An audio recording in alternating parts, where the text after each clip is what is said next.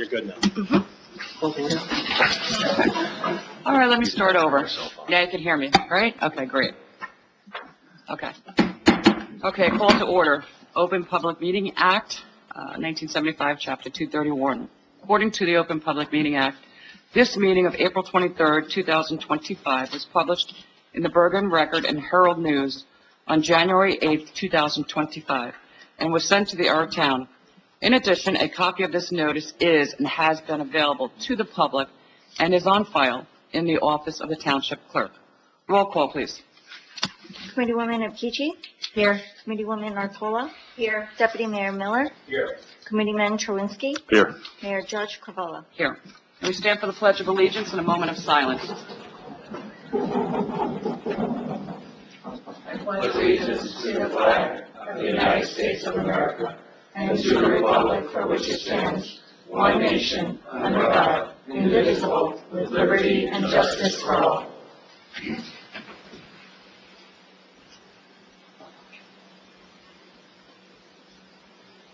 Thank you.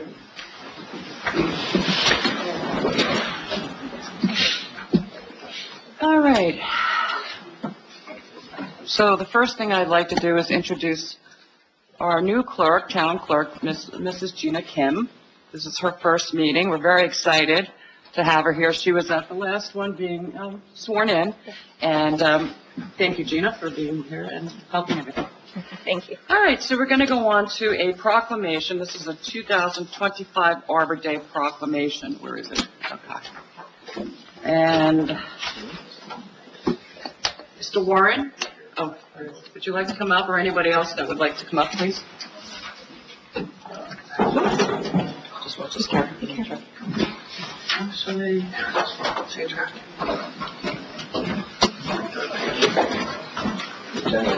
Fantastic. Straight from. Never been so informed. let's do these over a little bit. Just in case anybody will change for here. They are, but they're camera shy. Okay. So you don't need that. Definitely not. Okay. Got it? Come on up here, Mike. So, this proclamation is Arbor Day.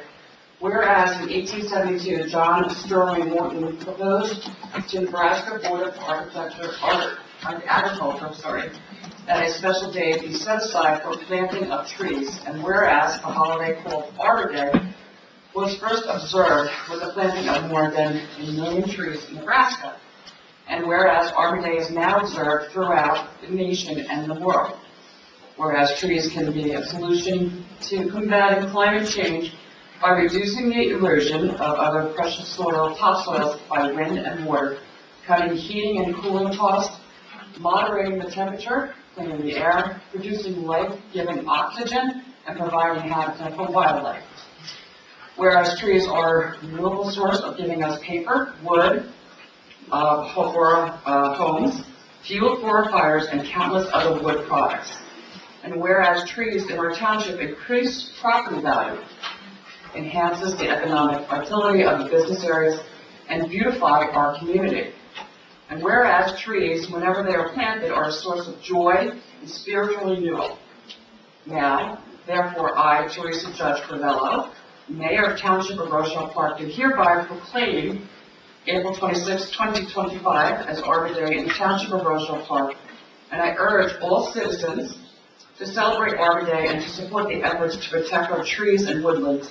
And further, I urge all citizens to plant and care for trees to gladden the heart and promote the well-being of this future generations to come. Dated the 23rd of April, 2025. Mr. Warren is in charge of our Shade Tree Commission.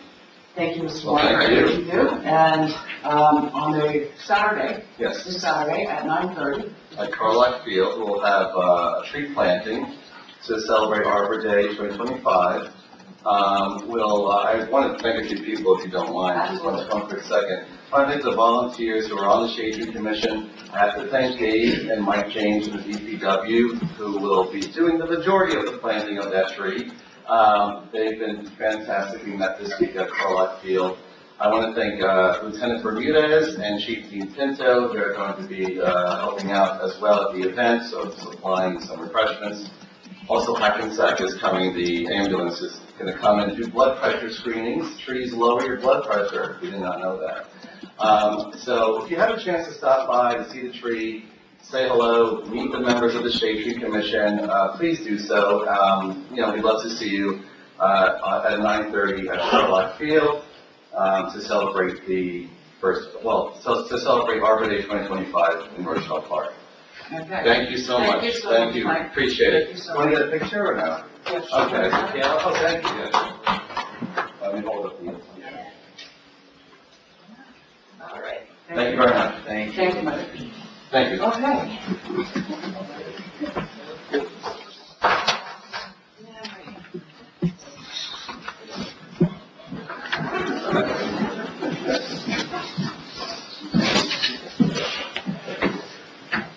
Okay.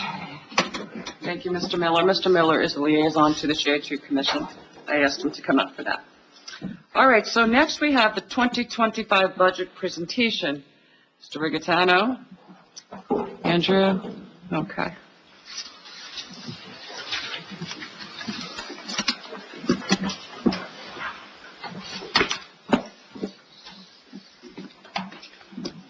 And whenever you're ready. Yep. Good evening. Good evening. So this is the actual budget hearing and hopefully adoption this evening. Presentation will begin with our RMA. Andrew. Okay, excuse me. As we've done for the last few years, we've put together a little presentation for the 25 budget. What the first slide is it's an analysis of the assessed valuations of the township, and it's a comparison of the last 4 years. You could see that the assessed value increased by 1.2 million in 23.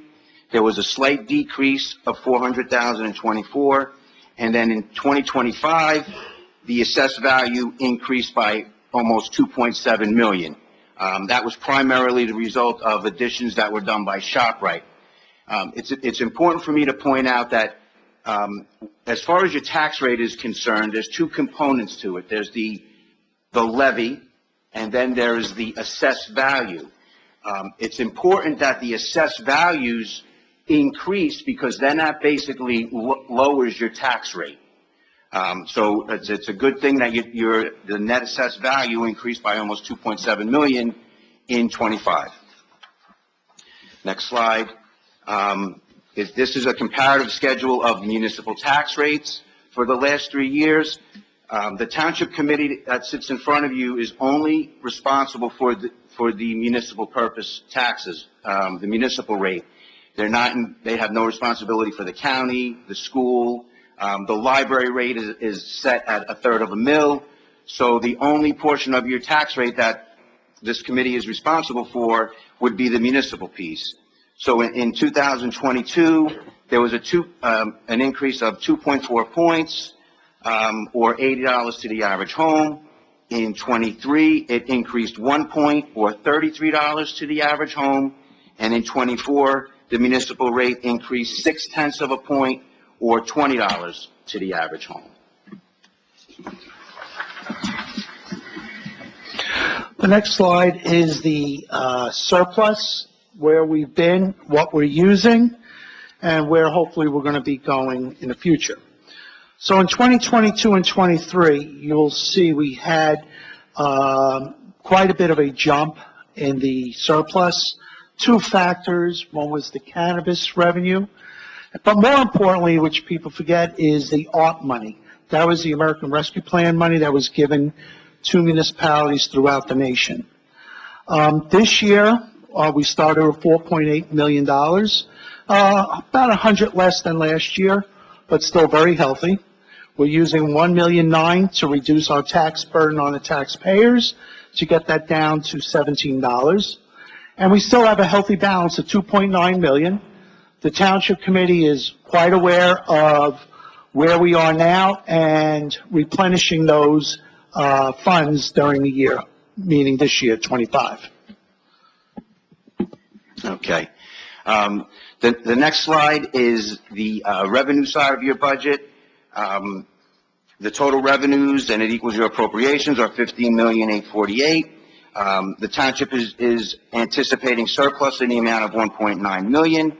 It's anticipating $904,000 from municipal local revenues, which would be from your fees and permits, your court fines, interest on investments. It is anticipating $706,000 from state aid, which is actually down $72,000 because the state discontinued a program. It was called the Municipal Property Relief Program, and that program has been discontinued. So there was a reduction in the state aid of approximately $73,000 this year. There are other special items which would include fire safety fees, hotel fees, cell tower fees, in the amount of $755,000. Cannabis transfer tax and user fees in the amount of $650,000. Other special items which are related to pilot fees in the amount of $345,000. And then the last major component, unfortunately, then would be your municipal taxes, which compose most of your revenues in the amount of $9.8 million. And then the next slide is just a simple pie chart, and it kind of just shows you where your revenues are coming from. You have 62.3 comes from your municipal tax levy. Another 12.2 is coming from surplus. State aid is only 4.5% of your municipal revenues. And then the last piece would be your other special items of around 11%. The second half of the budget is what you spent. So we now know where the revenues came from. So on the appropriation side, this was done since October with the administrator and then the finance committee meeting over and over throughout the months to get this to basically almost a zero basis budget. So the salary and wages is up $205,000. That's all contractual. The other expenses basically are flat at $56,000. Insurance. So insurance is your big number this year, and it is statewide. The health insurance is up roughly 22%. Other insurances are up roughly 10%. That is the big number. The Township Committee really doesn't have a say on that since we are in the state health benefits plan. The chief did go out to try to get out of the state health benefits plan, but through our experience or the actual premium claims that we experience, we basically had no underwriter that would write our insurance. So we were stuck in the health benefits this year. Utility cost is up as well. Again, that's inflationary. Statutory pensions, again, no control of the Township Committee. That was up $52,000. Public grants are down right now, but it's a misnomer because even though we're down in the grant fund right now, we also are not spending the money or revenue. So it's a flat decrease, if you will. The emergency authorization, that is way down as well. That occurred about 2 years ago, and that had to do with garbage removal, due in part to the weather. And the library is up $58,000 appropriation, and that's actually a good thing because that is predicated on the assessed value of the township. And as you see from previous slides, we're doing quite well also on the assessments. So when you look at a pie chart, it's pretty much self-explanatory. The majority of the increase was the insurances, and then, of course, you have your salary and wages and other expenses. That's really it on the appropriation side of the budget. Okay. And then the second to last slide is just a comparison of the apportionment of your taxes.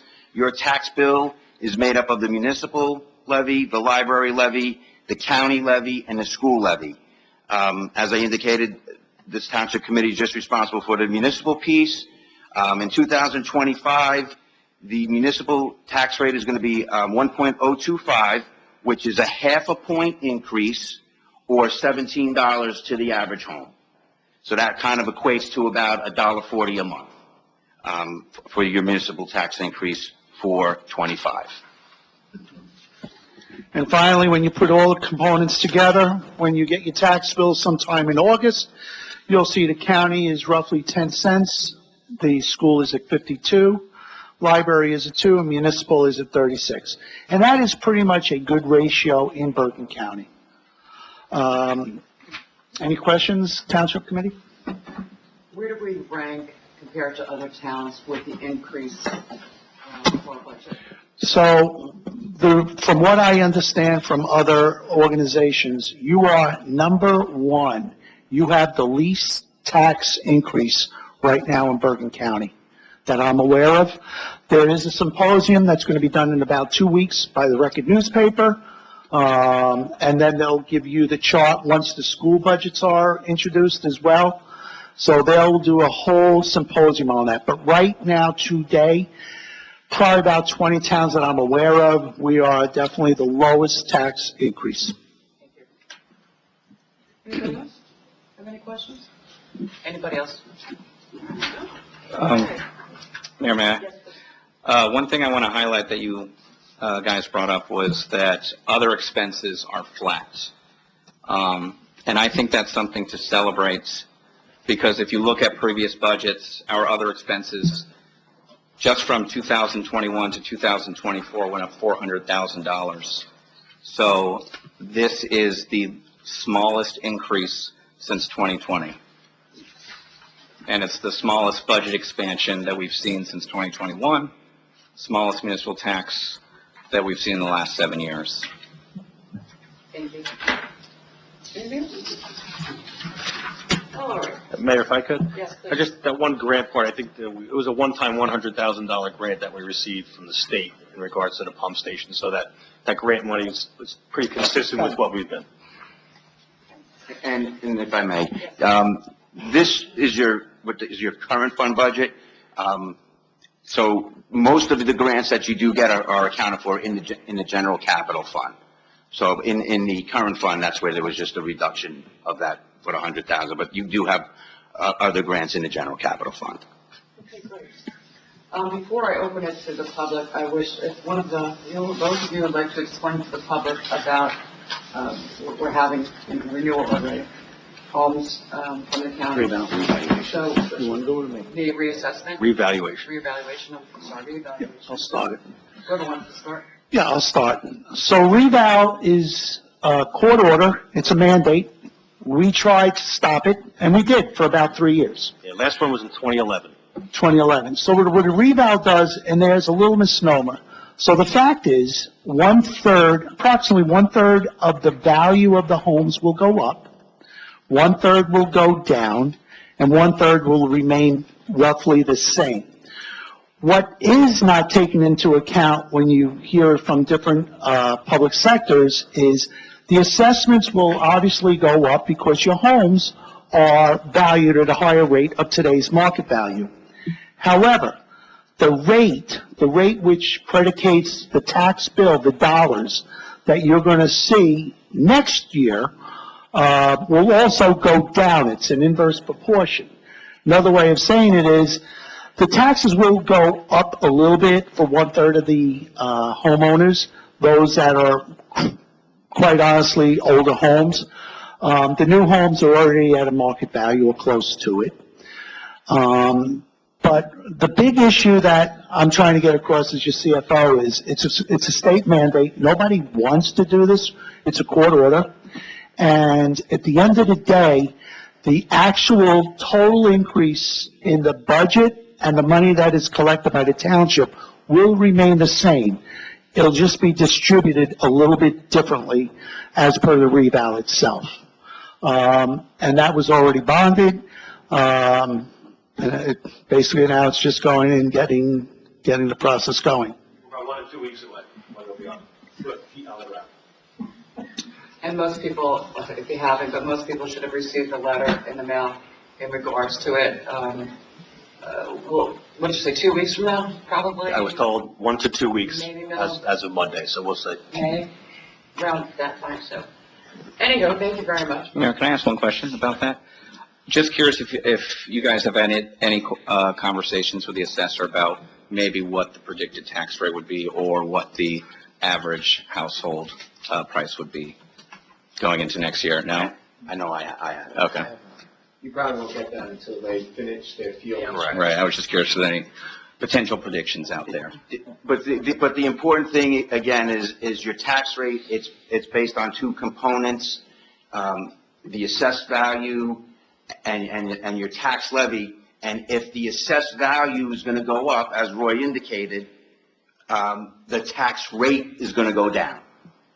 So just because the value, when you're going to get a card from the assessor, it's going to show you a new assessed value of your home. And if that may have gone up, that doesn't necessarily mean that your taxes are going up. Because that rate, where I told you your rate for 25 was 1.025 per 100 of assessed value, that rate will be coming down. Okay, anybody else? All right, so may I have a motion to open to public just on the budget? I'll make the motion. Second? Roll call? Committeewoman Apici? Yes. Committeewoman Artola? Yes. Deputy Mayor Miller? Yes. Committeeman Trulinsky? Yes. And Mayor Judge Covello? Yes. Okay, it's open to public. Anybody would like to speak?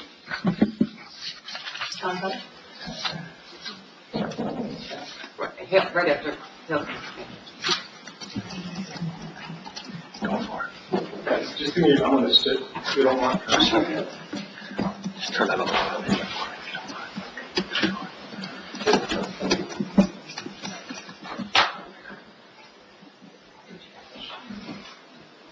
Okay? Good? You can go, Pete. We're just putting that one on for anybody else. Okay, thank you. As you know, we propose an increase of approximately $2,600 over last year's request. When this year's budget was introduced, it reduced last year's amount by $5,000, leaving a gap of approximately $7,600 from what was originally proposed. And as a taxpayer, I appreciate your efforts to keep tax increases to a minimum. I also recognize that several other departments in the township have been cut, and they are awaiting final adoption of the 2025 budget in order to proceed with necessary purchases of supplies and equipment. So in the interest of avoiding any further delay in the adoption of the budget, particularly since modifications at this stage would require reintroduction, I will not be pursuing reinstatement of the funding that was cut from last year's request. I hope this helps support a smoother and more timely budget adoption process for everyone involved. So, thank you. I appreciate that, Mr. Donatello. We did have to cut other departments, and I'm very appreciative that you understand at this point. But if we need to do something, we will. Anyone else, please? Yes? I'm sorry, sir. He was next. 1 second, Mr. Davis. You're welcome. Thank you, everybody. I've never participated in this before, so I'm not sure if the question is appropriate or not. Just regarding the assessment procedure, May I relative have your to... name and address, please? Sure, it's Patrick Benicillo, 1 East Forest Place. Thank you. Just an understanding, are they going to be coming, is it an interior inspection as well as an exterior inspection? Yes. Okay, so we have to grant them access and not part by them. Okay, that was number one. And I don't know if this is relative to the Shade Commission, but I had noticed, which has been great, that a lot of trees are being planted on certain streets. Is that planning on continuing the process, and is there some kind of guideline as to where they're going with that? Because it's been great. It hasn't hit my block yet, but I was just wondering. Well, the ones that have been planted so far are a lot of the streets that have been repaved and redone. There are trees that are being put up, and I think Mr. Warren was here. I don't know. Mr. Brown is here, Oh, though. Mr. Brown's here, okay. There are trees that are put here and there when you request it, and it's going to start again. You're on East Forest, you said? East Forest, yeah, so, I was just curious if there was some kind of a map that we could follow or a Well, you know plan. what, there is actually on the Shade Tree webpage. Okay. You can also email, there's an email from Mr. Warren at the town. Oh, And if wonderful. you're requesting one, did you see the ones on Harvey Oh, on Avenue? Oldest, Oh, and, they're yeah, beautiful, they right? look great, and I just know they're gonna ultimately make the neighborhood so much Oh, nicer. absolutely. But if you'd like to request it, Mr. Warren We can get in touch with our administrator. So if you call the town offices tomorrow, anytime between 8 and 4, 201-587-7730, Michaela will take your Wasn't that information. quick, but Go to our website or stop in town hall, and I'll write it down for you. I just think And we can absolutely get you on the list, and, as we get trees, we'll, Yeah, I just think it's wonderful, so thank you. There is a list, and I think that we're working on getting the amount of trees. We do have funding set aside for this, so we're trying to get to everybody. Yeah. But the ones that are really out a lot now are the ones that just had the streets redone. If you want to take a look on Harvey Avenue, they're beautiful. I don't even know what I think the cherry. They're Those are cherry? white kind of trees. Yeah, 2 different types of cherry trees. as demanded by Dave. But hey, get on the list. We'd love to have you. Yeah, no, it's fantastic. We actually have your information. It's 1 East Forest. Peter? Patrick, Patrick, I'm sorry, she did have it. We'll put you on the list. thank you. Thank you. All right, thank you very much. Mr. Davidson, I think you were next.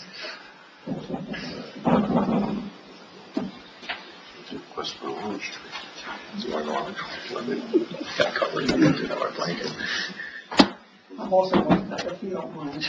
No, please sit. Please sit. The one thing that I have, which is a concern of mine anyways, deals with the amount of surplus that's being utilized for the budget itself. I think that we're becoming too reliant on using surplus, and especially the cannabis money. I believe that we had probably approximately $2.2 million in cannabis monies that came in throughout these past, 3.5 years or so. How much of that money was actually used, and how much money is left out of that cannabis money? Do we know? The cannabis, it's part of your anticipated revenues. So if there was excess revenue generated from the cannabis fees, it would end up in the fund balance. Okay, so then if you can just please, my question was, how much did we actually spend over the last 2 years, or the last 3 years? I can't tell you how much you spent. What I can tell you is that you anticipated $650,000 of cannabis revenues in the 25 budget, which that $650,000 is offsetting appropriations of $650,000. When the appropriations are spent, they're not earmarked towards any revenues. I understand that part of it, but the point of the matter is, either we have the 2.2 million, or we don't have it anymore. It's not there. Well, It's absorbed into the budget. It's in your- So it's Yeah, probably exactly, precisely. Right. So that's my point. Right. We're talking $2.2 million, okay? We're talking about cannabis money here. That place can decide to close shop tomorrow and move out. What happens when are we financially in a position that, let's say this happened next year? I don't like playing that game, but the whole point of the matter is, this is not ShopRite where they've been here 60 years. And there's more and more competition. So we're relying on using all this surplus money, calling it surplus money. But the whole point of the matter is, at some given point in time, when are we going to pay the piper? And if that does happen, what is that going to do to the municipality? So that is a big, big concern to me. And I get it, because most of you have a whole new group of people up here now, but you've really got to take a look at this next year. Well, Mr. Davidson, if I may answer a little bit of that, this is why some of the cuts were made this year. We do have to tighten the belt, as I put it. I've said this before. And, I agree with you. I have said this before. It started out, I believe, at 1.1 million, and it's down to six and change, right? And you're right. They could leave tomorrow if they wanted to. And, of course that goes. So what we're trying to do here, and especially in this budget, was to cut back as much as we could. What's going to happen? I don't know. I can't predict the future, but we're trying our best to cut little by little to make sure. Yeah, I mean, because like I said, it really has me concerned. And the other aspect of it is, now we know we lost the money from the from the FEMA grant. Right. I mean, that's what was announced at the last meeting. Right. So now we have. No fault of ours. No, I'm not saying Right. it is. I may question the engineer on that, but as far as I'm concerned, not on your behalf. But the point of the matter is that that money is no longer available to us. So now we have to go out and bond more money. I don't want to get into the bond thing. I'm trying to stick with the budget, but the bonding also is a very important aspect in the budget itself. So there's a lot going on here. Oh, I know. There's a lot of money being spent tonight. Yes, yes. Okay. I mean, we have no, as you said at the last meeting, it has to be done. How many people have said this about the pump I will station? not give you one argument on that. We had that FEMA's money. We had it okayed, we Yep. had the letter, everything else. Yep. And then that was the brick grant, and it was just pulled from us. I I mean, am- it was pulled. So Yes. we're in the process of doing this pump. We're going to It has to be continue. done. There's no, if anybody knows about it, You know. I certainly know. You know, absolutely. So the whole point of the matter is Right, that, but we can't keep just waiting on something. So we're gonna do it, but if for some reason, we don't know, it's reinstated, then that 2 million would go back to pay off this. I did read that. Yeah, Because I saw something today, so I don't No, know. I also read the ordinance. Okay, So I understand the way it was written up. right, But the whole point of the matter is that a lot of times with the FEMA money, you cannot, once you do the project, start the project, in most cases, you cannot use those monies. Okay? You can get what you didn't pay yet, but you may not be able to get the full amount, so be careful. well, we'll see how everything. But I'm works just out. letting you know, I appreciate that. Okay. Thank you. all right? Yeah, there was one other thing, but I think I'll leave that for the bond. Okay, thank you. Yes, sir. So on that bond, we purposely did the intro with the money in from FEMA. We're now doing the bond tonight without the FEMA grant, so that there is a audit and a trail. So when FEMA does reinstate the money, which we all hope it happens, we will be on a positive train, if you will, to try to get that money. Yeah, hopefully so, but like I said, a lot of times, We agree, however, you can correct me if I'm wrong. A lot of these FEMA funds, again, like I said, once you start the project, you're using your money. Whatever you spend, you're not gonna get reimbursed. Whatever still is left, you could get. But you may want to just, I'm not saying it's in this case, maybe it's different in the brief. Right now, it's But I know that a lot of times that's what it is. So I see that. Okay, thank you. Anyone else on the budget? Just on the budget? Mr. Kingman? Right. Are you going to sit? Okay.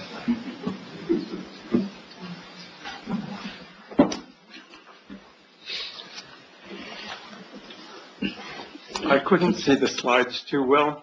I think the first slide showed the total assessed value for the town. Yes. Is that in the millions or is that in the billions? billions. That's Million. Million. Millions? It's almost $1 billion. Almost a billion. Yes. Okay, but if it was equalized, it would be over $1 billion. That isn't the, using the equalization rate as a county. But the ratio, right, if we're in Yeah. the rebound, our ratio is probably low. So It's about 75%. Right, so it would be another, it would Yes. be Okay. 25%. It could be a lot higher. I'm just trying to judge me No, on it's a that. good question. I would, thank you. I would imagine Paramus is closer to 20 billion, and so now we know where we are on the scale. In tonight's meeting, will we be talking about the total debt of the town, or is that a different meeting? We can talk about it now if you want. Sure, I can do it right now. What would you like to know about the debt? Just what the What we total have? debt, just the total debt of the town? So the way the debt is, the law is written, we have to file a debt statement by the 31st of January. So that debt was filed January 20th, and we're allowed, using those ratios, anywhere between 0 and 3.5% of the assessed value. We are at 1.033 on January 1st, the debt that was authorized. And that is right in line. You're right. You're at the lower end of the scale at 1% versus 3.5. Nobody's at 3.5 because you wouldn't be able to pay that debt. It would be astronomical. Your rate would be up. Right. So with that said, you asked me the actual debt outstanding. So we have notes of 4.6 million, serial bonds of 4.8. So about 12 million, would that be a fair number to say? Yeah. 12,967,000 is what we have in debt, plus, of course, ordinances that we have not funded yet. Terrific. Thank you very much for your straight-out, well-researched answers. I appreciate it. We'll get you a copy. Did a good job. All right. Thank you very much, Mr. Cameron. Dave. Anyone else? Okay, hearing and seeing no one, may I have a motion to close the public? I'll make the motion. Second? Okay. Roll call. Committeewoman Apici? Committeewoman Ortola? Yes. Deputy Mayor Miller? Yes. Committeeman Truinsky? Yes. Mayor Judge Covello? Yes. Okay, we're looking at, resolution 25-139, would you read that, Ms. James, please?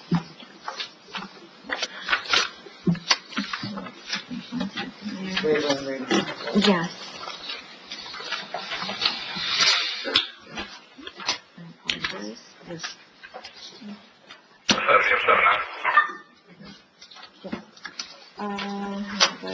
Do you want me to read that? Just read it, yeah, just read this one. Oh, Resolution 25-139, waiver of reading in full of the 2025 budget. Thank you. We have a motion to, no, is there any discussion on this one? We have done this. Yeah, good. No discussion. Motion to adopt this resolution 2339. Motion. May I have a second? I'll second. I'm sorry, who's second? Oh, I think we both spoke at this meeting. okay. Roll call, please. Committeewoman Apici? Yes. Committeewoman Ortola? Yes. Deputy Mayor Miller? Yes. Committeeman Truinsky? Yes. And Mayor Judge Covello? Yes. Thank you. Next one. Resolution 25-140, adoption of the 2025 budget. Okay. May I have a motion to adopt the 2025 budget and 23-140? May I have a motion, please? Motion. May I have a second? Second. Thank you. May I have a roll call? Committeewoman Apici? Yes. Committeewoman Ortola? I am concerned that it's tight, but I will be voting yes. Deputy Mayor Miller? Yes.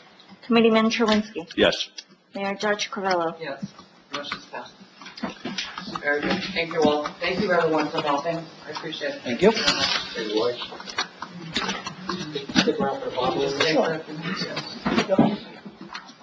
It's a lot of work, and I thank everybody for working on that, the committee people. We all put our time and effort into it with our auditor and our CFO.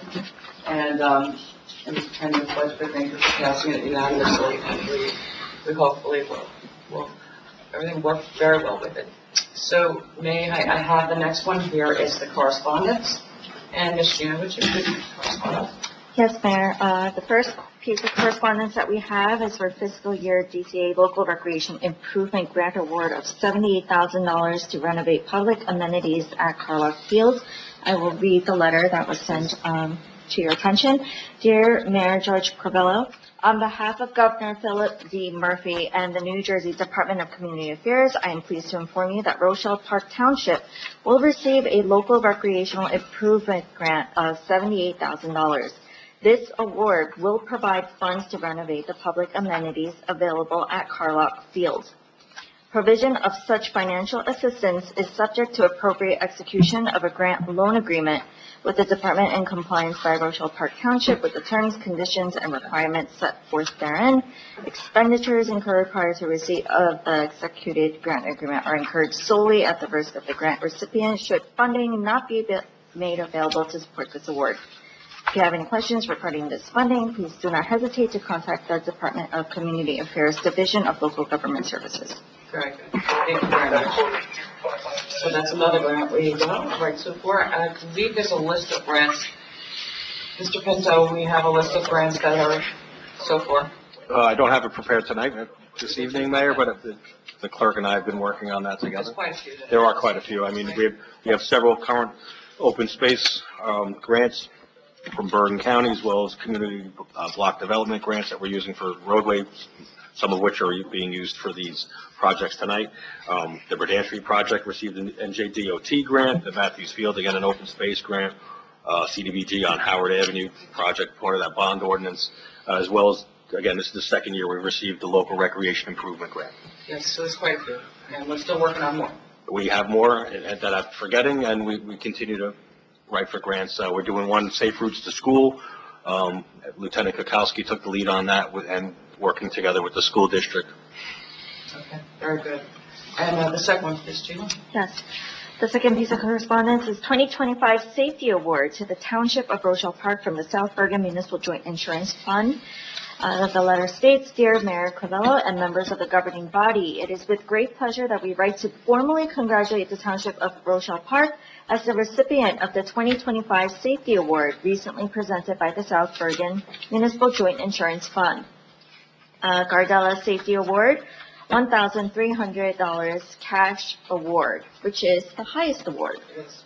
Suffice to say, both administration, rank and file employees of the municipality should be recognized and commended for their steadfast efforts to safeguard and improve the work environment from a safety perspective and for making safety a key component when executing their duties. The municipality's lost time accident frequency underscores the safety culture that has been established. Very good, thank you. So myself, Kathy, Dean, and Dave, Fire call. I attended a luncheon on that and received a very nice little check for that, which we will be using. We'll decide what we're going to use. Last year, I think we used it for the. We did an employee recognition, yes, ma'am. And I don't know if the council will have, the committee will have to speak about it, but it's a nice little check that can help out somewhere. And honestly, thank you for everybody being very safe. That's my 2 cents on that. Thank you. All right, may I have approval of the agenda? May I have a motion to approve the agenda? Motion. May I have a second? I'll second. And may I have a roll call? Committeewoman Apici? Yes. Committeewoman Artola?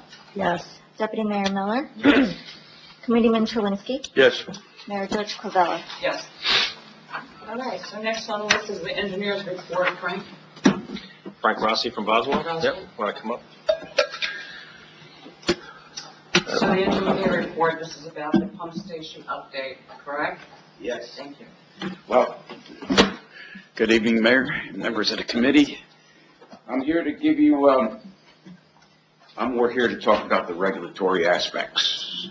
So, if I could answer a question if you have about the pump station itself, I will, but I did not design it. That was another group. I handle all of the regulatory compliance at Boswell. I head the department.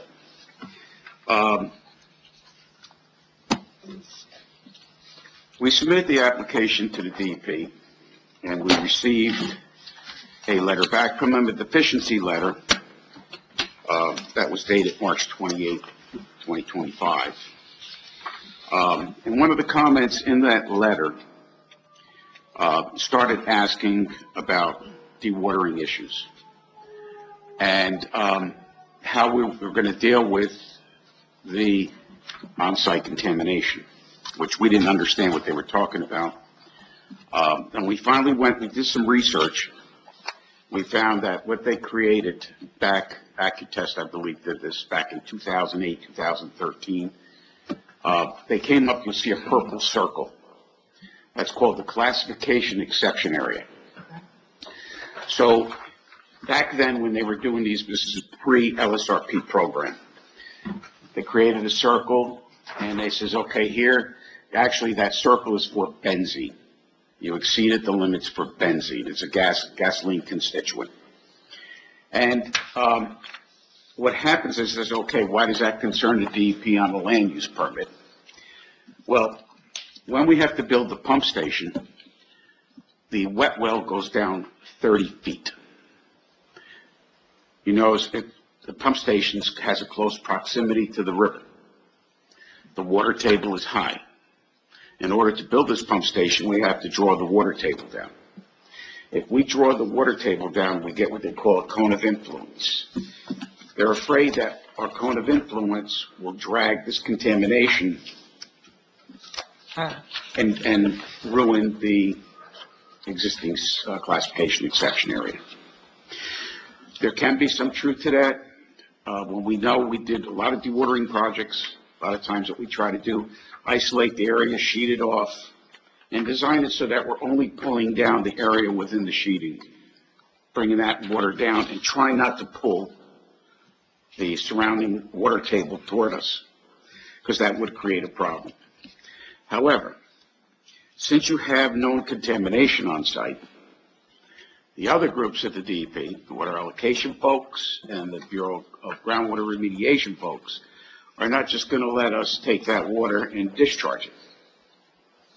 So now that water will you have to get a water allocation permit. You'll have to get a BGR permit. And what that does, that enables the contractor to put a dewatering system in and pump it to the Saddle River. That water will be clean. It has to be tested monthly while the operation is taking place. So there's a couple of ways of doing this.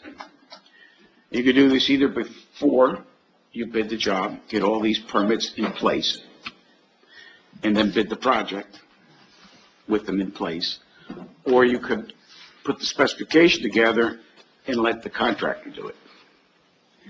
That becomes a nightmare, because then you're at the mercy of the contractor when he's going to get his permit, and it's very hard to put a finish date on the project. But if he has all his permits in place, his dewatering permit, his discharge permit, his water allocation permit, his DEP land use permits, and whatever other permits that they can think of, we're able to put a finite construction timeline on the project and a finite cost. Because it's going to be very hard for him, because testing has to be done of the discharge water. We have to put wells in, we have to test that water, see what the components are, see if it's clean. It may be clean water. We can make at that point, to the water allocation and the BGR folks, that the water we had tested is clean, but we're still dealing with this CEA issue right here. We have spoke with the administrator about other issues, that there could be other possible soil contamination out there. So we have a proposal. We are going to be coming out in the next couple weeks. We're going to be drilling and testing the soils at different levels, where we're going to be digging the wet well. That will allow us to fine-tune the spec further, and allow the contractor to be able to put a price on the material if it has to be disposed of. If it's clean, it will be disposed of. It usually costs between $30 and $40 a ton. If it's dirty with only ID-27 type contamination, it could be $70 a ton. If we find out, God forbid, there's any hazardous waste, it goes $260 to $280 a ton. So what we try to do when we do the testing is to stay within the limits of where excavation is, determine the profile if there's any contamination. So if we find we have contamination on this side of the test pit and no contamination on this side, then we instruct the contractor that this material is to be placed in one pile, this material is to be placed in the other pile. So you're not paying $70 a ton if it's ID-27 to remove everything at the higher price. So now you'll have a clean soil price, you'll have an ID-27 price, and you'll have a hazardous waste price.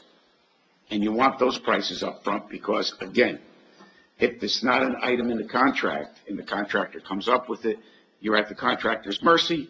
He could charge you $300, $400 a ton for hazardous waste. He can charge you, whatever he wants on that. It becomes a negotiated price at that point.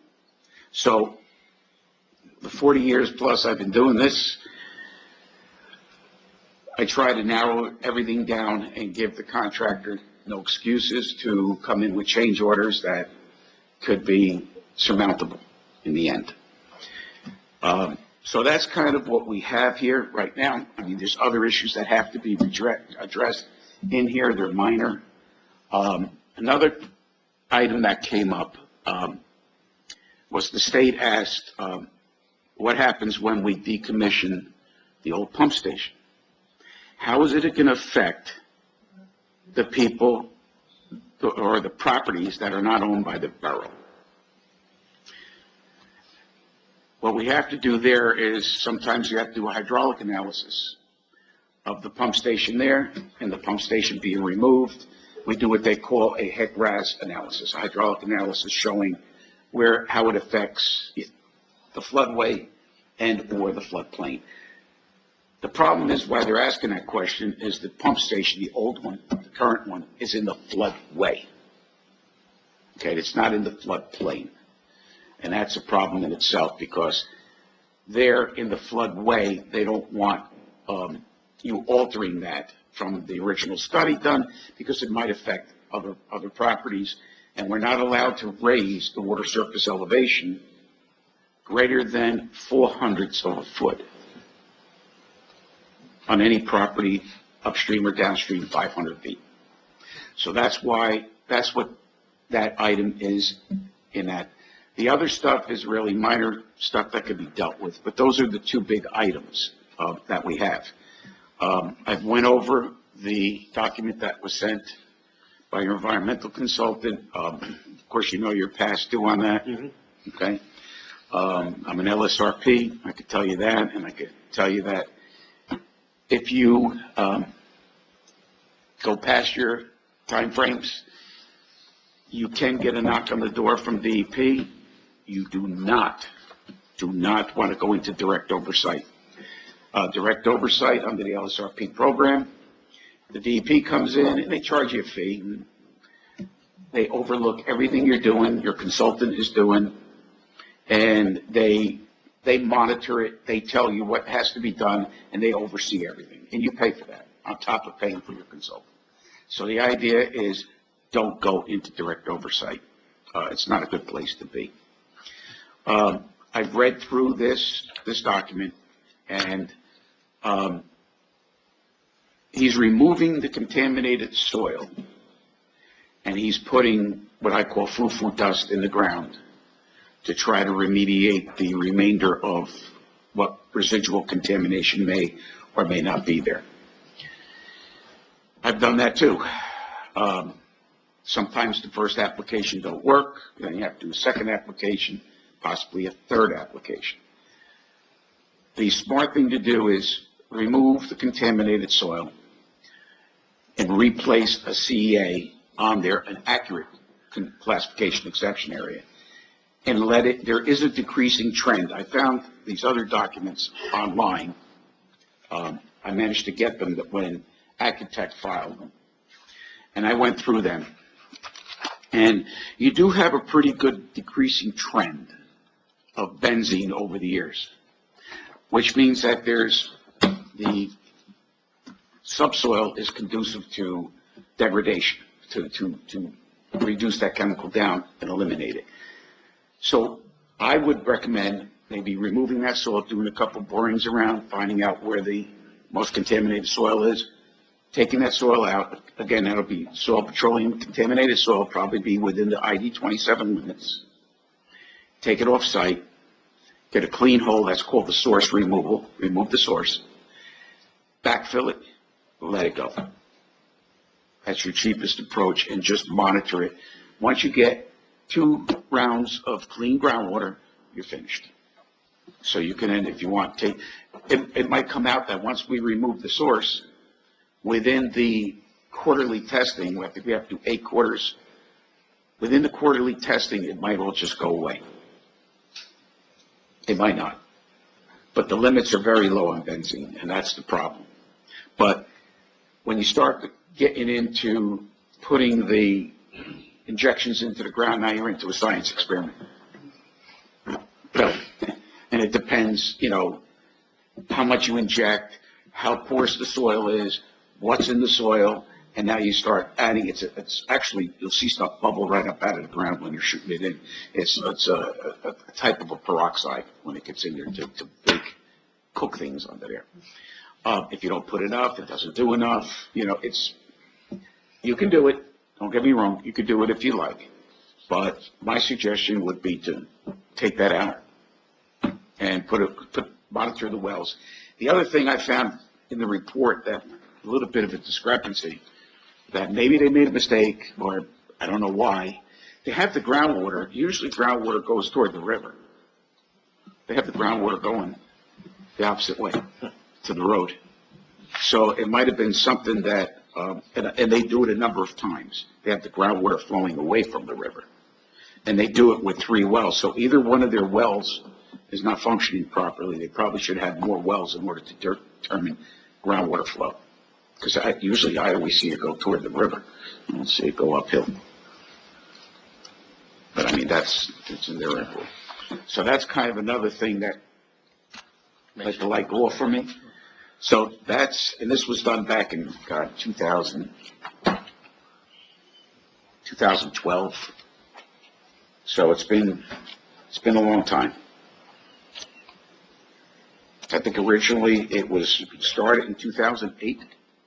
I think that's what I became aware of it in late September 22. Yeah. So that's what you have with this. I brought maps here if you want to see the environmental map, permitting map of where all the regulatory areas are. That's up to you. I can share it with you if you like. May I ask a couple of questions? All right, Mr. Rossi, what are we looking at in order to move along quickly as the DEP goes? What's going to happen is when you start going into the different permits now, water allocation, BGR, all of them, you're looking at a good 6 months of time. Water allocation people beat to their own drum. That's just the way it is. And who do they answer to? Well, they always answer to the commissioner of DEP. Okay. But the BGR people are pretty good, provided you have the proper design, because you do have to prepare a design for a chemical treatment, whether you do carbon absorption or some kind of sand filter. You have to show what constituents. So we would have to do groundwater testing to determine what contaminants are in there, and then we figure out what kind of equipment you need to pass this water through before discharging it to the stream. We also need a TWA permit. You're going to need a TWA permit in order to activate the system. So you're looking at probably 4 or 5 more permits on top of the 3 land use permits, or two land use permits. Does it make sense to merge, I call it the CEA, the Telluride project, with that and do them all at the same time? Yeah, it does. Okay. It does, because I want to start. What I would suggest, the quickest way, The big purple. get this done, get it dug out, get it finished. We can represent that to the land use folks. Here we are ready, we've excavated the material. Get them to keep moving on this before they ask us to withdraw the application because we're not responding to them. Next thing is to get that system, get the testing done for the water allocation permit to determine, get the slug test done and whatever else we need to determine what pumps we need, how much, where. Next thing would be to see what contaminants we have. We'll grab groundwater samples at the same time we're doing this, because that's a good thing. What you do, you double up. You get a drilling rig out there, you put your wells in, you get your groundwater testing, so you're not reinventing the wheel. Just get it all done in one shot. Get that groundwater testing, do the slug test, figure out what your data you need, and then prepare the treatment system. And then once you get all that together, I've done 2 of these already. We're finishing our second one for North Bergen. We've done one, they had to build an 8 million gallon CSO tank. So we had to go down, same thing, almost 25 feet. We had the same situation. So we put that all together. It worked out nicely. We gave the contractor a nice package. He's out there working, and it works out well. However, that being said, you're looking at 6 to 8 months of permitting. I'm not going to tell you it's going to happen overnight. Mr. Rossi, thank you for all that information. I'm trying to absorb everything you said, but I'm looking at our head of our DPW going, okay, you understand all of that we're moving forward with this. But the permits, you're saying the 6 to 8 months through the DEP. through DEP. Is there Well- any way we can get that a little bit? Everybody says, I'll call the commissioner. There are, and I'm not an attorney, there are regulatory and statutory deadlines and bulletins that have stuff has to be published in. It's got to go to a series of people who review, and now, of course, most of them work from home.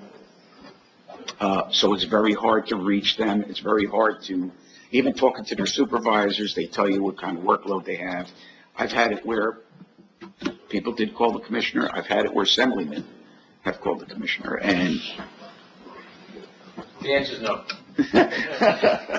So would it hurt to reach out to our legislative and say, hey, could you, see what you can do for this? Is that? Yeah. So we can't really do much of this until we get all the permits. Is that what you're saying? Or we can start and then work on the permits? once, what I tell everybody that want to go that route, let's get everything in. Okay. So they have no excuse. Once we get everything in, all we're going to ask them to do is if they can expedite the review. We're not asking for anything else, but if they could please expedite the review. And then they'll come back and say, well, it's as good as your consultant, as fast as they get it to us, we'll do it. What I see they do is you'll see probably some of my letters going back, some of the stuff we give them, and they don't look at it, and they put it in a comment, and then I usually say, we previously sent this to you. So that will happen. They'll play a little bit of a game, but that's to be expected. But it becomes, when you call, due to legislative approach, and it goes up, it becomes what they call a referral. So they know the commissioner's office is looking at this. Sometimes it works, sometimes it don't. It depends on the workload and how many people have called and how many applications they have. So, I mean, I'm not going to discourage you from doing it. I welcome it. And we'll move it along. But we have to make sure that we meet their deadlines. How long will it take for all of that to be done to actually send over? It's going to take us, because we have laboratories involved, it's going to take us a good 4 months. 4 months, okay. Because we have the laboratory, once we do the testing, it's 10 days before we get the results back. So we lose 2 weeks waiting for the lab to give us, and there's no expediting yet. The expedite, they tell you you could pay, 100% of the cost. You double the cost, but they can't meet it, so they kind of stop this. So all of our jobs right now, we're at about a 10 to 15 day before we get the results back. And this process is iterative. So once we do testing, if we find something that we still don't have it delineated, we have to step out. It's called the step-out process. And usually what I do is I try to pull as many samples as I can, and I send everything to the lab. And then I have them put the other ones on hold, because we do have holding times that we have to be concerned about too. I put everything on hold, and then as soon as they get me something I can look at, then I'll say, okay, analyze the next set of samples that they have already. So I don't have to go back out with a drilling rig, do everything, start over again. Right. It just comes from years of And when doing can this. you start on something like this? The minute we get approval from the town, I will start immediately. In fact, we are starting on doing the contamination and stuff that from a previous approval, we actually were on that day on our way out, and then they said, oh, hold on, we're canceled because the brick grant was on hold. So we canceled everything. So I told everybody, let's get it all back lined up and let's get it done. So we'll be going out probably within the next week or two, maybe even sooner. I got to see where we got in line, because we have to have a driller come out, and they have to mark out, so we have 10 days before the driller can drill. It's all making sure we schedule it. But once we get going, once we get the slug test done, once we get the wells installed, we can start designing everything, and we make one big submission. And Frank, it's fair to say that whole area, any testing we're doing is it's related to the pump station project, correct? Yes. Okay, so I could use that funding? No, I'm not going to start searching. No. Just in the area. In that purple area, no? The purple area, yes. The purple area is bigger than what we're going to be, we're just going to go where the tank was. Correct, that's what I'm talking about. Right. Okay, Because that's where the contamination is, right Gotcha. where the tank. thank you. Okay, Okay? fair enough, yep, perfect. Anybody else have questions? Yes, I do. I just need to better understand, how we got to this point. Where did this information come from, the contamination information? DP. They cross-referenced a file, they had this on file that we have contamination in this area, and we weren't aware of that. No, they came up with it. In fact, they also referenced environmental justice law for this too, but it doesn't comply, so I don't know why they did that. I'm trying to see the exact one.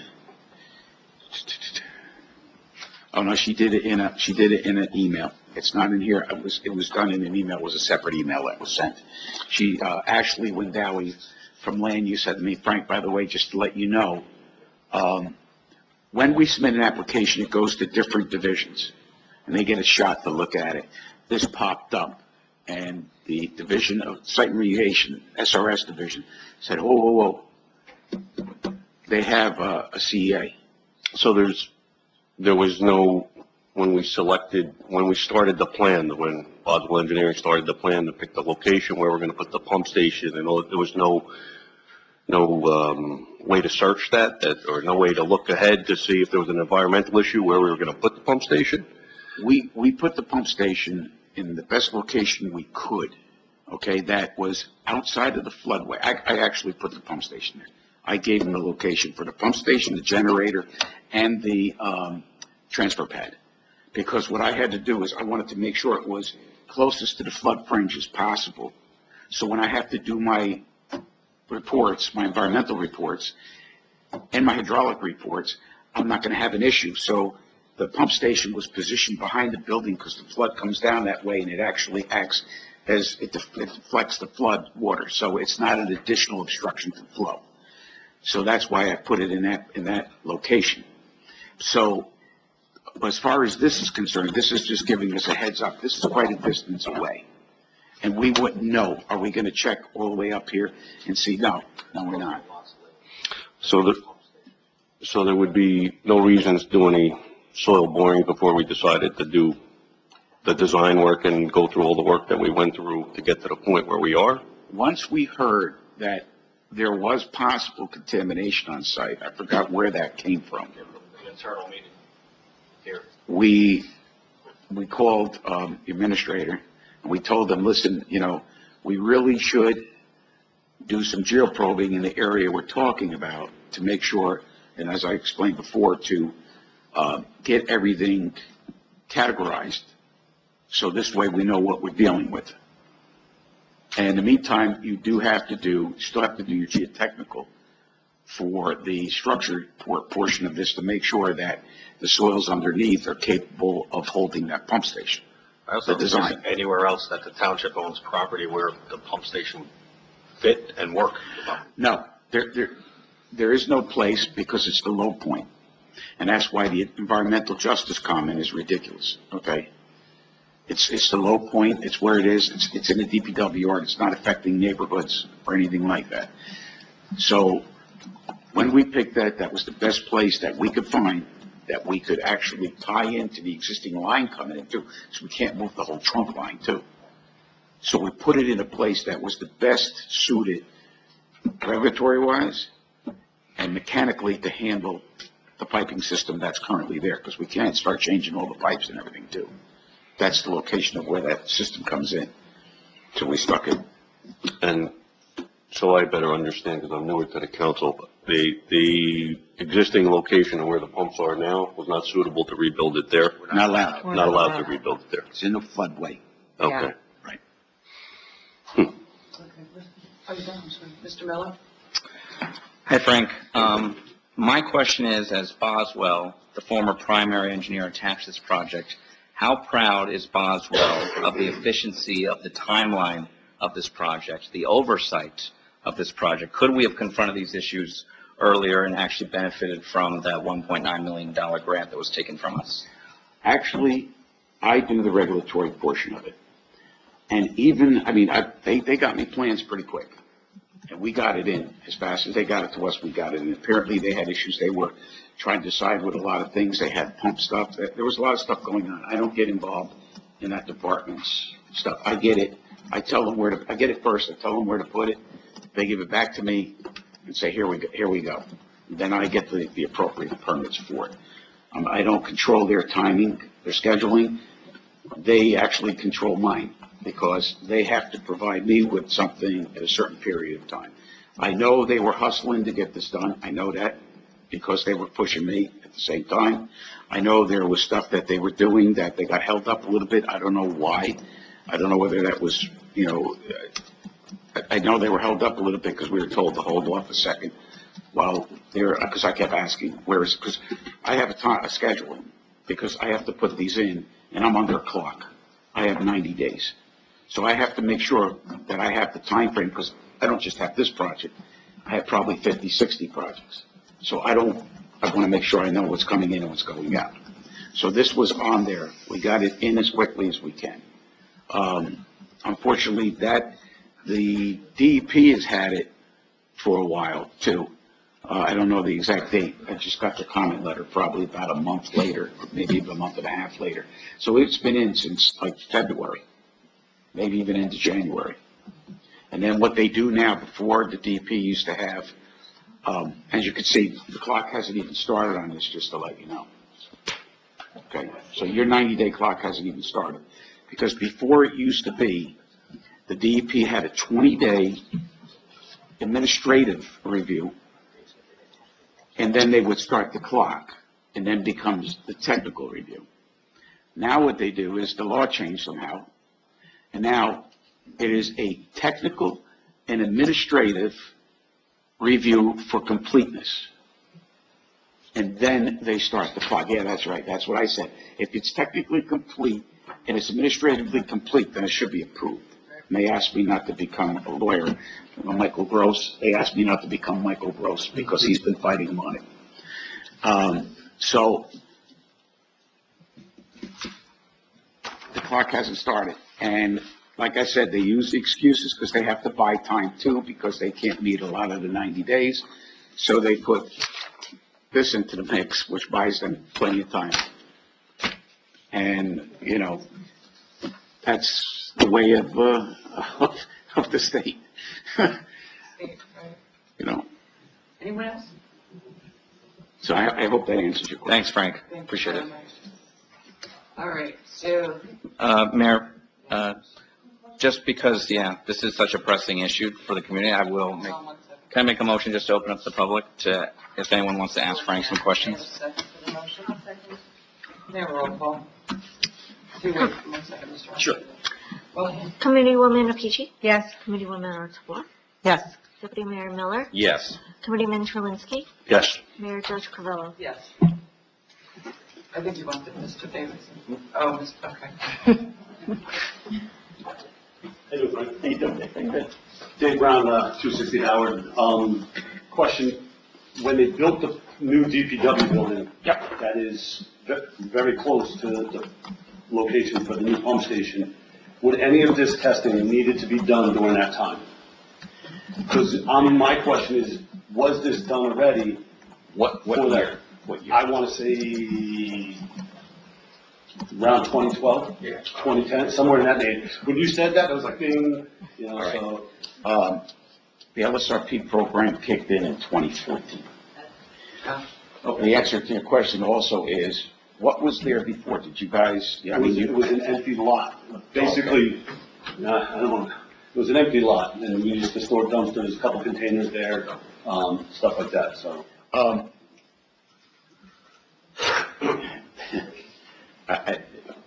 I don't want to play Monday morning. Yeah, no, I understand. If we came there, what I do a lot of times like this, especially if it's DPW sites, that been in the area of it, what we do is we recommend a PA, preliminary assessment. Then we see what was there in the past, what's within the area that we might recommend an SI, site investigation, and we start poking around. A lot of times people don't like that. Yeah, I know. And Dave, the test wells are closer to the old garage, correct, in that area? Oh, yeah, they're right at the foot. And that's been, as Bob Davidson knows, that there's been test wells on Rochelle Avenue and Central Avenue. And if you kind of follow the lane of groundwater, then there's the test wells by us feeding the town pool. And that's why they had to stop using their well, right? Yeah, so it's been there a long time, but it's close, away from your newer buildings, I don't think they would have. But, yeah, And they weren't digging down 30 feet, right? No, they didn't, but they did do a lot of polygoning, so. That's true. They had the whole DPWs on all piles. So that tells you what the subsurface condition is like. Mm-hmm. So it's all soft sand. Thank you. I think the firehouse is on pilots too, isn't It is, 2 and 3 on top of each other stacked. It is. There we go. Because it's Good very evening, soft. Township Committee, Joe Scarpa. Mr. Scarpelli. How has Boswell been working on this project? I, probably almost about a year and a half, 2 years, if I'm not mistaken. I don't know, because I don't. So yeah, if you don't mind, Mayor. So they started, again, when I took over September of '22, but Mike Kelly had been working with Boswell on applying for the FEMA brick grant, so they needed to have, a plan in place. It was about 3 years. 23. There you go. You're still not done with the committee process for this project? Not done with the, Boswell Engineering is not done with the committee? no. No. Well, why was it taking so long?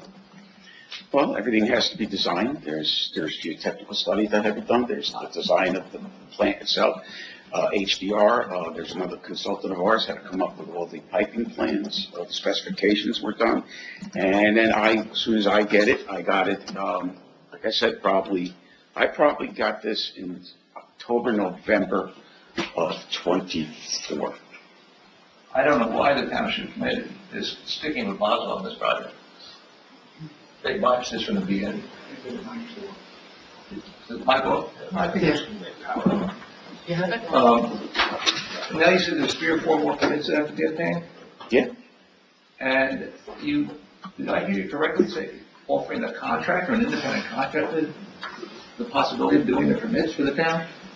No, I didn't say that. I said, You didn't say that? No, what I said was, if you didn't want to obtain these now, you could put it in the specifications, project specifications, and let the contractor obtain those permits, because they are, That's what I just said, asked you. I'm sorry, then And related you said no. they're related to the construction of the pump station. I never heard of an independent contractor doing it for the town. The town engineer should do it. Not an independent contractor, the contractor that wins the award of the job. Yeah, I hear that work for the town. Well, you have You work for the town. No, he doesn't work for it. He's bidding. You don't work for the township. No. You should be doing the permitting. He's bidding, the contractor wins the award. He is now working for the town to construct the pump station. I never heard that. You never, well, No, I never heard of that. I'm doing one right now with a Never heard of the town contractor. doing that. I can show you where the contractor The is, engineer for the town does the permitting process. except It shouldn't fluff it off to the contractor. the dewatering permits are construction permitting type applications. I have a project right now in Franklin Lakes where the contractor is responsible for the dewatering. He went and got the permits for water lowering. He's getting his permit for his dewatering. How's the contractor gonna bid on this project without even knowing if the permits are there? No, he's bidding to get those permits. They're defined. He might have a different method. Township committee not even consider that. I never heard of such a thing. I don't know, tell me what town does that. I just did it in Franklin Lakes. We just did it. The project is a dam Well, and. Boswell's doing it over there too. Yeah, What they're the engineering engineer. firm does that? I know a couple of them that do. How much would the permits cost and what would the engineering fee be to apply for those permits? Oh, we'll put a proposal together and we'll submit it to the administrator. Okay. So that hasn't been done yet? No, it has not. We just were told that the project was going to be put back back on the rolls to construct. Mr. Scarpa, I understand your frustration, and I hear what you're saying, and I think the rest of the council hears what your committee hears. I'm saying council, committee hears what you're saying. And I can assure you, in January, I was the one in the administrator's office saying, let's go. Let's get this done. We need to get the shovel. And that's probably when you got, You're let's already go. going into next year with this. I mean, we're not. So 4 We're going months to in, work really hard to 8 get months for this. review. That's next year already. The problem is that we're not waiting. I know there was a hang up, there was a hold up, whatever you want to call it, but we're done with that, Yeah. correct? We're done Yeah, with yeah, that. I, like I said, I'm Right. here for the regulatory I compliance of understand, this. I understand that. Right. But, I mean, Mr. Scarpa is right, I mean, it's taking a long time. And Okay. I have spoken to the administrator, and I have said, what's happening? Why is this happening? Am I correct, Dean? Yeah, and if I may, there were several changes required by FEMA, what's formerly known as FEMA, along the way in regards to the brick grant, and changes that had to be made to the plans. Numerous times, they came back and said, nope, you need to make this change, this change, this change, and how are you going to do that? So a lot of the delay came on the federal end of it, us hoping to get that 1.9, then being awarded the 1.9, only to have the rug pulled away. So again, in all fairness to your anger and being upset, but in more fairness to Boswell, I've been riding him, I've been on top of him. I know Dave, we've been the ones, let's go, Giselle, let's move it along. Alvaro and Frank's been there doing the same thing, banging the drum. But a lot of, as you know, when you deal with FEMA, roadblocks got thrown in the way and does delay them. Mr. Minister, but this is a major project. Agreed.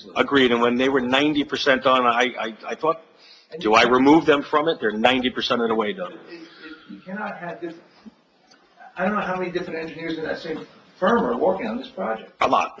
Right. Because you have hydraulics, you have electrical, you have environmental. There is Giselle Diaz. And why isn't that person? Because tonight I specifically asked Mr. Rossi to be here for the environmental issues. Okay. I really think you need one person to take responsibility for this. So maybe we could have Giselle come in to the next meeting. I could have Giselle, James, Alvaro, I could have the whole team come. I will. Sorry? If that's her, then she should be here. That's one in Florida? No. No. All right. Well, then, so the next meeting is. I hope we can get her at the next. I will ask. All right, I appreciate it. Yes, thank you.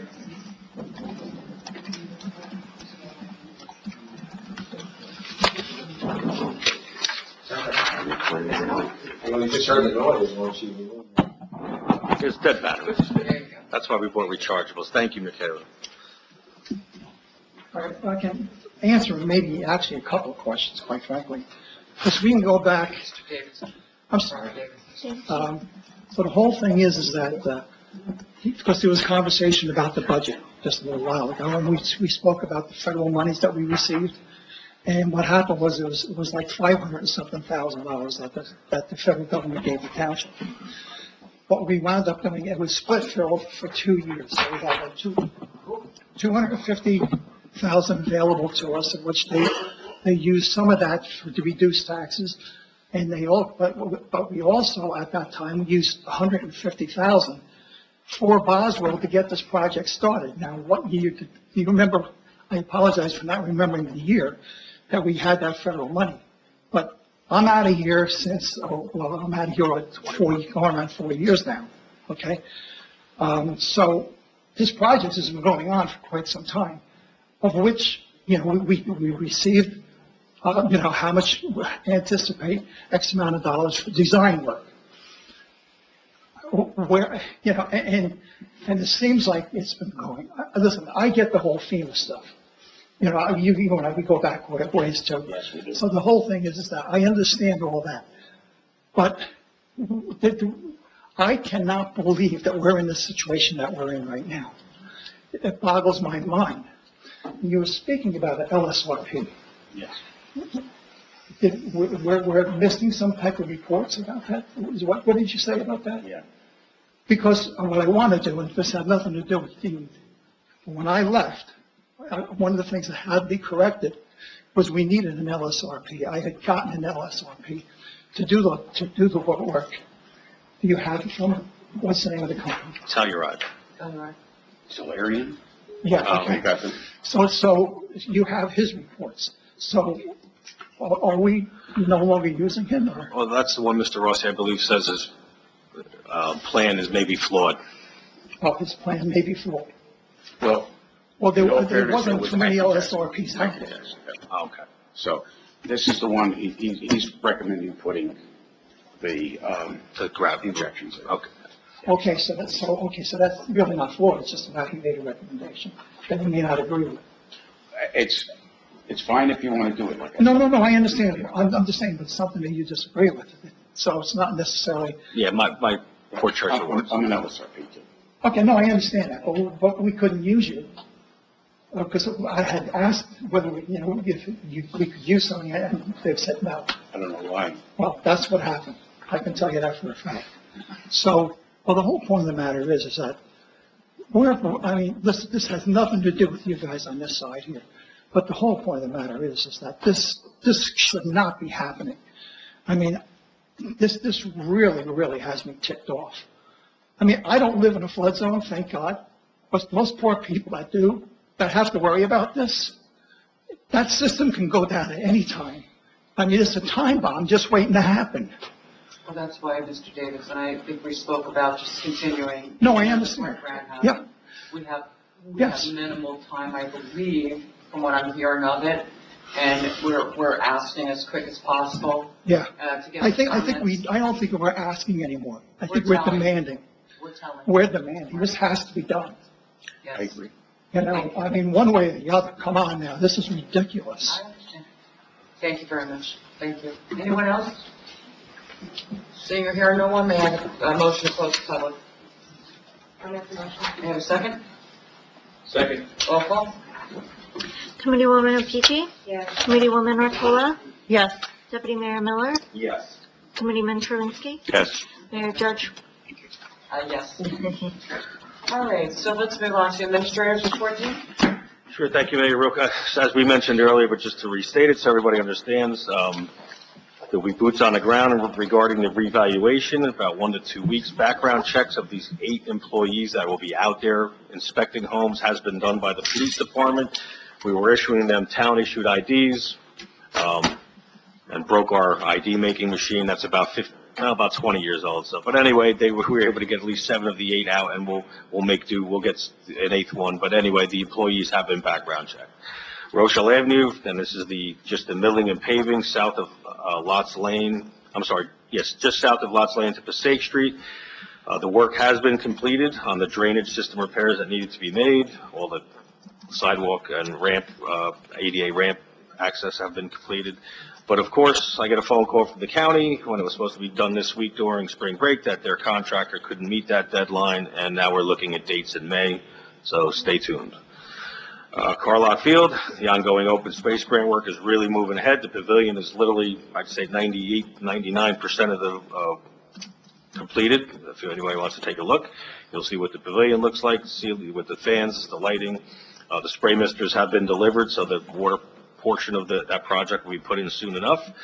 There is also several courses of wall that had to be added to allow for better drainage, a safer ADA walkway, and fencing, and that's as a result of the pavilion changing the level of the parking lot. So they're doing some additional work on that project that'll need to be done as well in order to make it more level. As the mayor knows, when we were there, we've added a lot of vinyl fencing, larger beds. I've talked about this before, and I only bring it up again because I'm probably going to need a supplemental bond. But again, there's plenty of open space grant money to reimburse at least 50% of that. We would have been giving back more of the money, and it wasn't wasteful spending, it was necessary spending. Again, based when you build things, you find problems, and again, leveling off that driveway was one of them. The senior center makeover, finally, the flooring has come in. It's been delivered by the manufacturer. This is basically the last phase of the work. The entire floor will be replaced the week of April 26th through May 5th. We coordinated with the senior club to not interfere with them, but the center will be closed for any other activities during that time. And that's all I have, Mayor. Okay, very good. I'm just going to switch this over. Attorney, would you like to? Yes, Mayor. Thank you. So as the committee knows, and I'm sure the public knows as well, there have been several issues with respect to the redevelopment project at 120 in terms of their compliance with the agreements that were made and in accordance with the redevelopment plan. So after every effort has been made in order to get them to comply with the agreement, it now is necessary to go into litigation because they have refused to comply with the redevelopment plan as it was approved. So the one issue deals with the building that was supposed to be constructed for a restaurant, and which they now want to convert into a daycare center. They applied to the zoning board for the approval. It was denied. They have filed a complaint seeking to overturn the denial with the Superior Court, and that matter will be proceeding forward. However, in terms of a time frame, these cases do not get resolved by the courts quickly. So I would anticipate that, barring any quirks in the case, that a decision will not be made in that matter till the end of the year, if not going into next year. Next, we have an issue with respect to their conversion of the parking area that is located in the building and using it and leasing it out for storage. The redevelopment plan did not allow for that. That is not a permitted use in the zone. So it's a violation of our zoning ordinance, which our construction official has been citing them as a violation for not complying with the zoning ordinance. And there are several violations also issued with respect to the pile of dirt that is located outside of the building that should have been removed some time ago. So with respect to the code violations that presently exist with the facility itself and the fact that it is a non-conforming use, there are violations pending in the municipal court, which would be heard by our local municipal court judge probably within the next 30 to 60 days, if not sooner. An appeal has also been made with respect to the fines that have been issued by the construction official, and that will be heard by the Construction Board of Appeals in either Bergen County or Passaic County, and that should be heard, again, probably within 30 to 60 days. And the final action that will be taken is, in light of the several violations of the redevelopment plan and the pilot agreement, a complaint is in the process of being filed alleging breach of the agreement and seeking to force the developer to comply with all the terms of both the redevelopment plan and the pilot agreement that was entered into. And that matter actually will probably take the longest. Again, by the time you go through the entire litigation process, that could be a matter that does not get heard to conclusion. If it doesn't resolve between the parties, that could be 2 years, not taking into account any appeals that could be filed by either party if either party is not satisfied with the initial decision made by a Superior Court judge. So I believe, Mayor, that brings everyone up to date as to all the actions that will be taken. I know there has been questions from people in the public. I've actually seen online, there's some questions about it, but be very assured that this Township Committee has been working diligently to make sure that everyone with this whole project is in compliance, and we will continue to do so. So I asked our attorney, Chatino, to actually come out and give you a briefing. We can't go too much into it, but we can give you a little bit of a briefing on it. And if there's any updates, we'll update you on it going forward. Okay, so the next thing, clerk report? No reports on No this report, committee. thank you. All right, so let's do our committee reports. Ms. Kitchen, would you like to start? Sure. Thank you. Okay. Good evening. Recreation updates. This past Sunday, Recreation and Access for All hosted their annual Easter egg hunt at Matthews Field, which was a huge success. So we'd like to thank Recreation Department, Access for All, DPW, the Police Department, as well as all the volunteers who made it a huge success for the community. Recreation is going to be hosting a Shake and Paint event again this year for children kindergarten through 6th grade on May 10th at the Senior Center. This is a maximum of 40 children for the event. It's booking up. The cost is $20. The sign-ups are on the town website and on social media. Rochelle Park Day is scheduled for May 17th with a rain date of May 18th. Summer camp registration is now open. It has been open. You can check the website and social media pages for registration. The link is up. We're still taking applications, I believe, for counselors if anyone is interested in applying. from the building department for March. They've issued 34 permits, 56 UCC inspections. They've collected a total value of, for construction, $596,000, 241. Permit fees collected, $17,462. No UCC penalties, no permit fees. Zoning permits, $985, 21 zoning inspections, 13 zoning applications, 1 zoning violation, 1 continuing certificate of occupancy is $975, $200 in lead inspection fees, 9 property maintenance violations were issued, 115 complaints, 22 inspections, and for the month, they've collected $19,422. That's all for me. Thank you. Mr. Miller? Thanks, Mayor. Good evening, ladies and gentlemen. The Rochelle Park Fire Department responded to 28 calls, and members logged a grand total of 108 man-hours for the month of March. It's spring break for Midland School, and that means fun events are happening at the library this week. Yesterday, the library hosted an Earth Day project where children created flower seed bombs to plant in gardens. Tomorrow evening at 5:30 p.m., there's going to be a pajama party and movie night with popcorn provided for all attendees. On Friday at 11 a.m., the library is holding the popular chalk art and bubble party.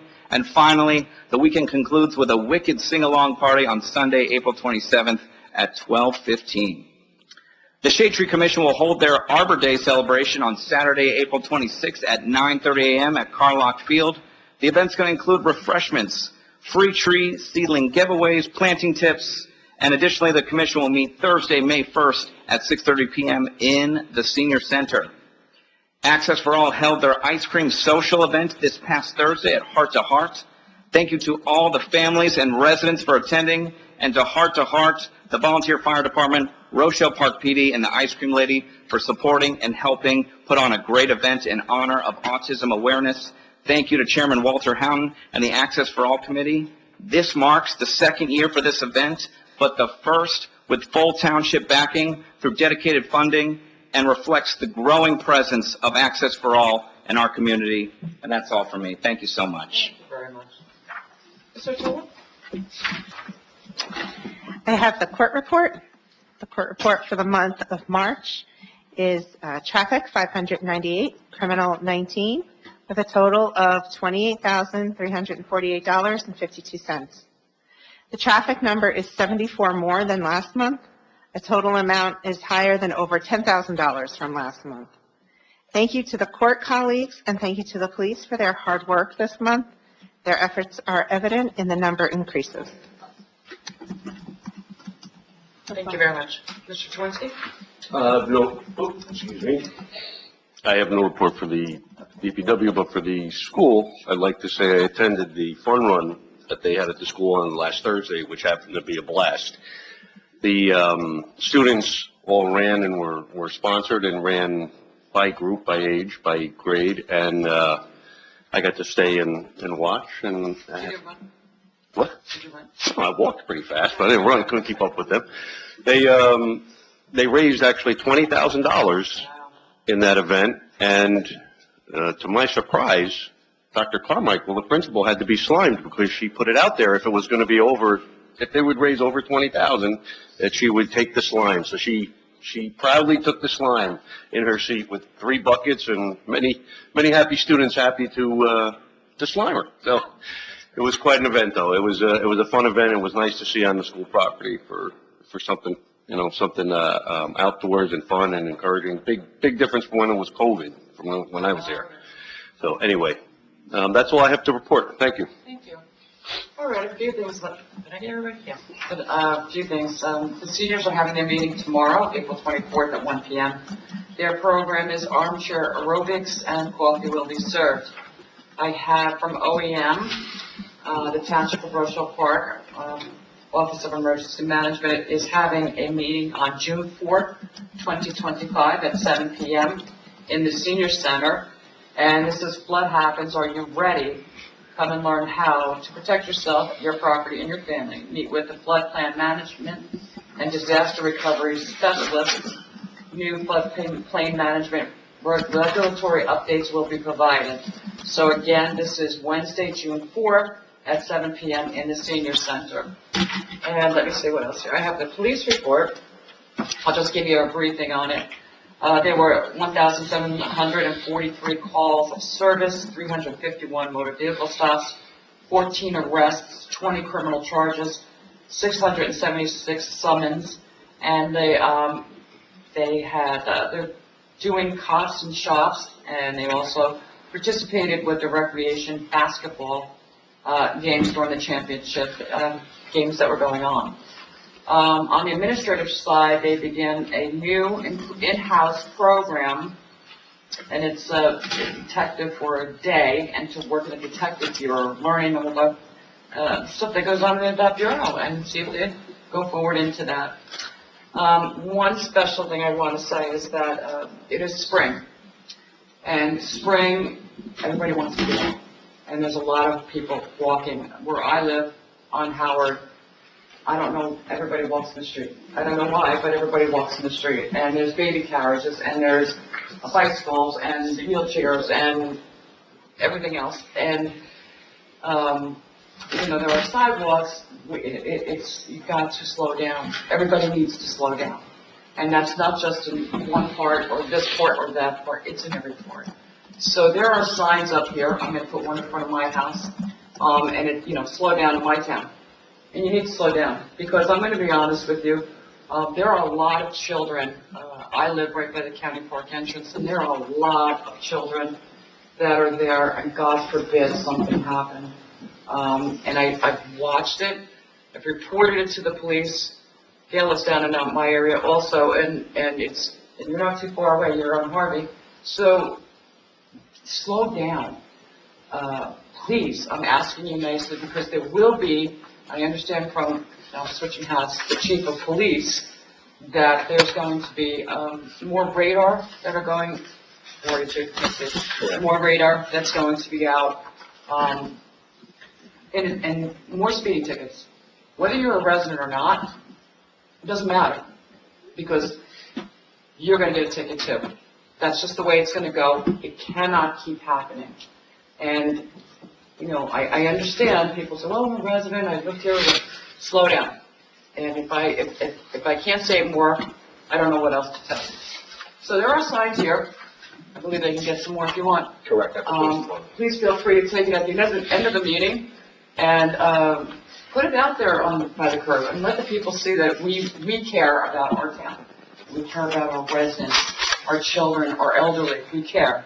So, and if you see something and you get a license plate and you say, this is speed, I have a bunch of cameras on my house, and I can tell you I can see a lot of speed sometimes.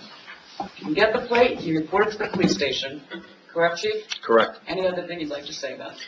Yeah, again, the mayor's spot on. It's spring. As we see the increase in pedestrian traffic, we will increase our patrols. We have a full-time traffic officer. That's why you see the number of summonses issued. And if that court revenue is up, well, that could be your dollars, having to pay a speeding ticket. So please, out of concern for each other, or, fellow residents and neighbors, just slow it down. All right, thank you. Thank you. Let's move on. Any new business, please? No? Clerk? Members? Okay. Anybody else? Great. All right, so we're going to open up to the public. May I have a motion to open to the public? Motion. May I have a second? Roll call. Committeewoman Peachy? Yes. Committeewoman Artola? Yes. Deputy Mayor Miller? Yes. Committeeman Tromansky? Yes. Mayor Judge Covello? Yes. Thank you. It's open to the public and Mr. Madison. Just please state your name and the town that you reside in, and there's a 3-minute limit unless the mayor wishes to extend it. Andrew Madison, 14 Alvarado Court, Rochelle Park. Just on the speeding in town, I know before Dean, you said, within a couple miles per hour isn't technically speeding, so it's hard. But I just know where I live, all those blocks, they're all cut throughs. And Rochelle Ave is 30 miles per hour, and my street is 25 miles per hour. Why wouldn't you cut through? So maybe if we could lower the speed limit, and then to where somebody going 30 miles per hour isn't just 5 miles per hour for the speed limit. Maybe it would be like doubling the speed limit. And I know it's a shitty job, nobody wants to do it, but I'll say it again, the cars that come out over the driveways that force people into the road, maybe moms with carriages, whoever it is, and then there's cars parked on the same spot on both sides of the road. Somebody's coming 30 miles per hour both ways. It's a whole suite of things.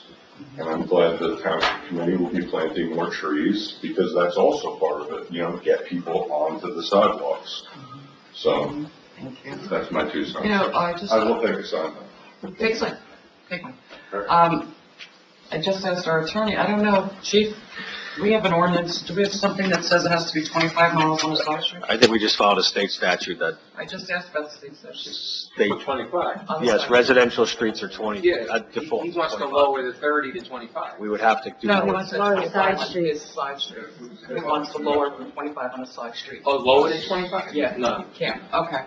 Mr. Mattson, we can't lower it, I'm sorry, sir. We can't lower it on the side street, it is 25 on the side streets. I don't do 25. Yeah. And Mayor, if I just may add Yes, please. to Mr. Mattson's comments, in response to your comments last time when we spoke, I actually had officers 2 days in a row go up and down your street and issue warnings for the sidewalks, and we continue to do it. It's part of their patrol duties. I know I actually brought it up to the mayor today when she called me and said, actually, nobody's blocking the sidewalks anymore in Howard. So our message got through down there, but we'll focus on your street and the others as best we can. I know, I get it. We'll continue to, put our efforts up. Where I understand that, I'm sorry, sir, I'll be right with you. Mr. Mattson Street is a cut through. Of course. And that's on El Dorado area. I know Where exactly. my street, and down where we are, it's called the Maze. If you get lost in there, you can't find your way out. So you may not see as much, but it is a county park entrance over there. And I'm not saying it's the residents, but if I can tell you on weekends, it's like a racetrack. It is a racetrack. And even going past Mrs. Peach's house on Harvey, and I drive a truck, I drive a Ram truck, and these people come right at me, and they're doing, they got the little blinker thing there, that's the mileage speed thing, and I'm crawling along in my truck, and, what, they're doing 45 on the side street right there, so I know our police are very diligent and trying their best. But thank you for bringing that up again, Mr. Mattson, and we're going to keep working on it. And get that sign out on the curb, that'd be great. Hi there. I'm sorry, I forgot your name. No problem. It's Patrick Benicillo again, 1 East Forest. I'm actually on the corner of William Street, right across from the middle school. And it's also become kind of a drag racing, and I'm particularly concerned for the children, especially during dismissal. At that time of day, Central Avenue tends to get a little backed up, and that William Street has become a cut through on Bushel Avenue. So again, I'm going to obviously take a sign. I see that they have been putting up some, I guess saying you're going over the speed limit. Is there any way to coordinate if you get an automatic ticket? It's illegal to do so in New Jersey. What's that? It's illegal to do so in New Jersey. Because I feel like I see it every day. It'd be great, but you can't. Yeah, just William Street in Yeah. particular. And I do take these comments, Mayor, and I bring them back to my traffic unit. I know we've received numerous on Becker, and, Officer Starling, our traffic officer, has been out there on numerous days. I'll add these other streets to it. They can't be everywhere at once, but I appreciate it. But again. I'm scared for them, I think. Of course, absolutely, that, we're well aware. Thank you. Sure. Thank you. Anyone else? Yeah, I got a couple people mentioned that, didn't they? George Martinez, he's a player. Hi there. Sure. I'm sorry, you are? My name is Frank Vitolo. I'm an attorney with the law firm of Sills, Cummins & Gross. I'm at One Riverfront Plaza in Newark, New Jersey. Counsel, I represent Tulsa Real Estate, which pursuant to the 120 West Passaic redevelopment plan has constructed an apartment building, parking garage, and commercial retail space at 120A, West Passaic Street. As you know, the project involves 136 market rate units and 24 affordable rental units, which Rochelle Park is relying upon to satisfy its state affordable housing obligations. there is a significant amount of excess parking in the garage, which has been the subject of discussion and some disagreement between Tulsa and the township. There's also been discussion and some disagreement regarding the appropriate use for 8,000 square feet of this building in the commercial space. These issues came to a head in April 2024, whereupon the parties agreed to resolve their differences with a global settlement agreement. Unfortunately, at the 11th hour, Rochelle Park backed out of that agreement, and it couldn't be salvaged. After the current administration took over, the parties again engaged in settlement discussions, which eventually resulted in another settlement agreement. Tulsa agreed at least to 3 different versions of that settlement agreement, each time agreeing to satisfy additional township requests. In the end, however, Rochelle Park again reneged on the agreement. Now, the township is digging in its heels. Rather than working to resolve these matters, the township is pursuing municipal violations against Tulsa relating to its parking. It's refusing to extend Tulsa's TCO, and it's denying Tulsa's right to lease its commercial retail space. I have only one question for the mayor and the council this evening. Are you going to work in good faith to memorialize the settlement agreement that the parties have worked so hard over the past 2 years to consummate? Or are we all going to go down the rabbit hole of litigation on these matters, which will consume, as you heard, years of time and potentially hundreds of thousands, if not millions of dollars in attorney fees? Tulsa would prefer to work out these issues by consensus and formalize the settlement agreement that we worked so hard on. However, rest assured that if we are not able to come to an agreement and we are forced to litigate these matters, we will hold all those accountable who made promises to Tulsa but broke them, made agreements with Tulsa that they are now refusing to honor, and that have and are continuing to violate Tulsa's civil right to complete the project and operate its business. Ladies and gentlemen, the ball is in your court. Thank you for your time this evening. Yes, I mean, we're obviously not going to litigate these issues at a council meeting, but just to correct the one statement, there were lengthy discussions regarding attempting to enter into a settlement, but there was never an agreement. There was never an agreement that was presented in a formal form, although there was correspondence setting forth different terms that were brought back to the governing body and that were ultimately not acceptable to the governing body. So there was never, I can't speak to the 24 issue, but in terms of 2025, there was never an agreement that was agreed to by the committee that is present here today. And in terms of applying or complying with the agreement, again, those are issues that will ultimately be resolved. The redevelopment agreement, the redevelopment plan, I should say, and the pilot both are clear as to what each party is responsible for doing. And as you stated, it is the township's position that Tulsa has not complied with the terms of those agreements. Very good, thank you. Anyone else?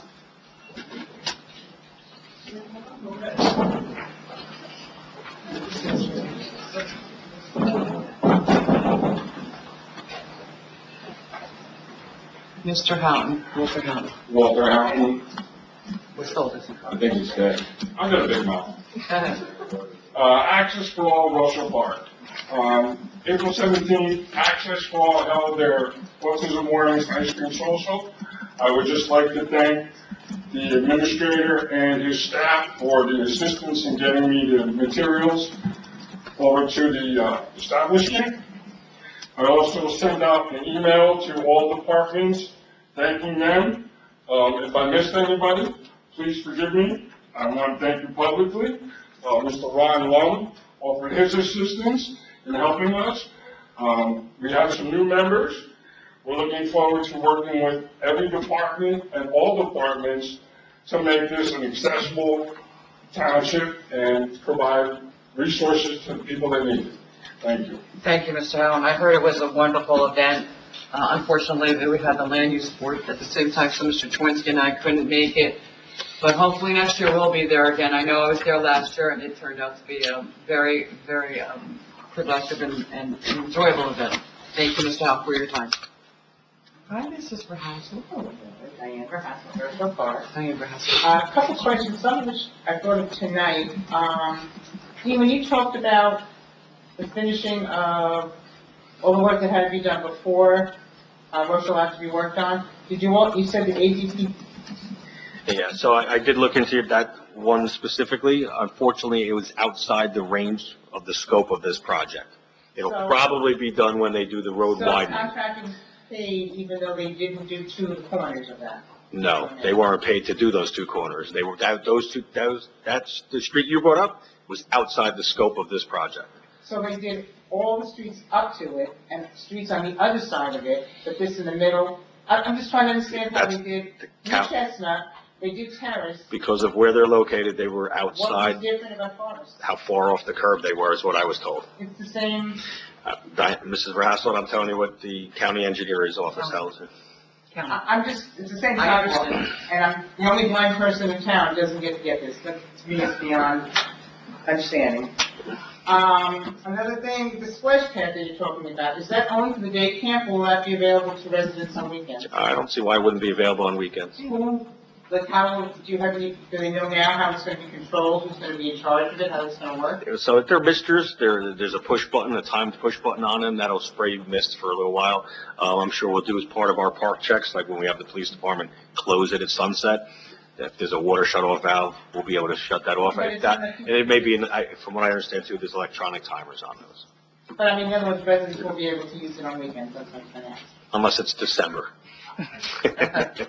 But yes. A question is, I don't know if you can answer this, is sort of to the attorney.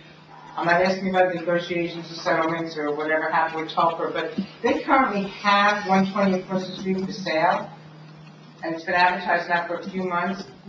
What happens if the court appeals that you're talking about could take 6 months, a year, or more? If they sell that property, what does that do to the arrangements, settlements, court appeals? The new owner takes on the responsibility of the agreements and the litigation. Okay, so that's what happened, it's transferred, just like the pilot program. Okay. Thank you. And my other question is something I wrote a couple of years ago. Several of us, Don and I coming here, I want you to reconsider putting one side of the street parking on Chestnut from where Brooks crosses it to the bottom. There are people that park on both sides, not all the day, but when the kids are playing there, and maybe during summertime. It's an accurate waiting to happen. Coming here, both sides of the street, people will park, and people are flying up the street, and when you stop so you don't crash into them, there's nowhere to go. I talked to people that live on that area, and they said they would love to have it happen, because it affects them.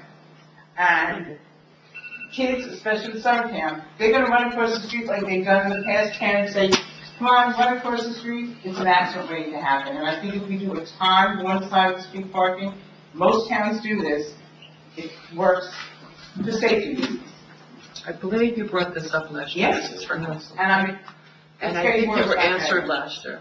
Well, last year you said that you spoke to some of the residents, and I have spoken to 4 residents. I believe you have.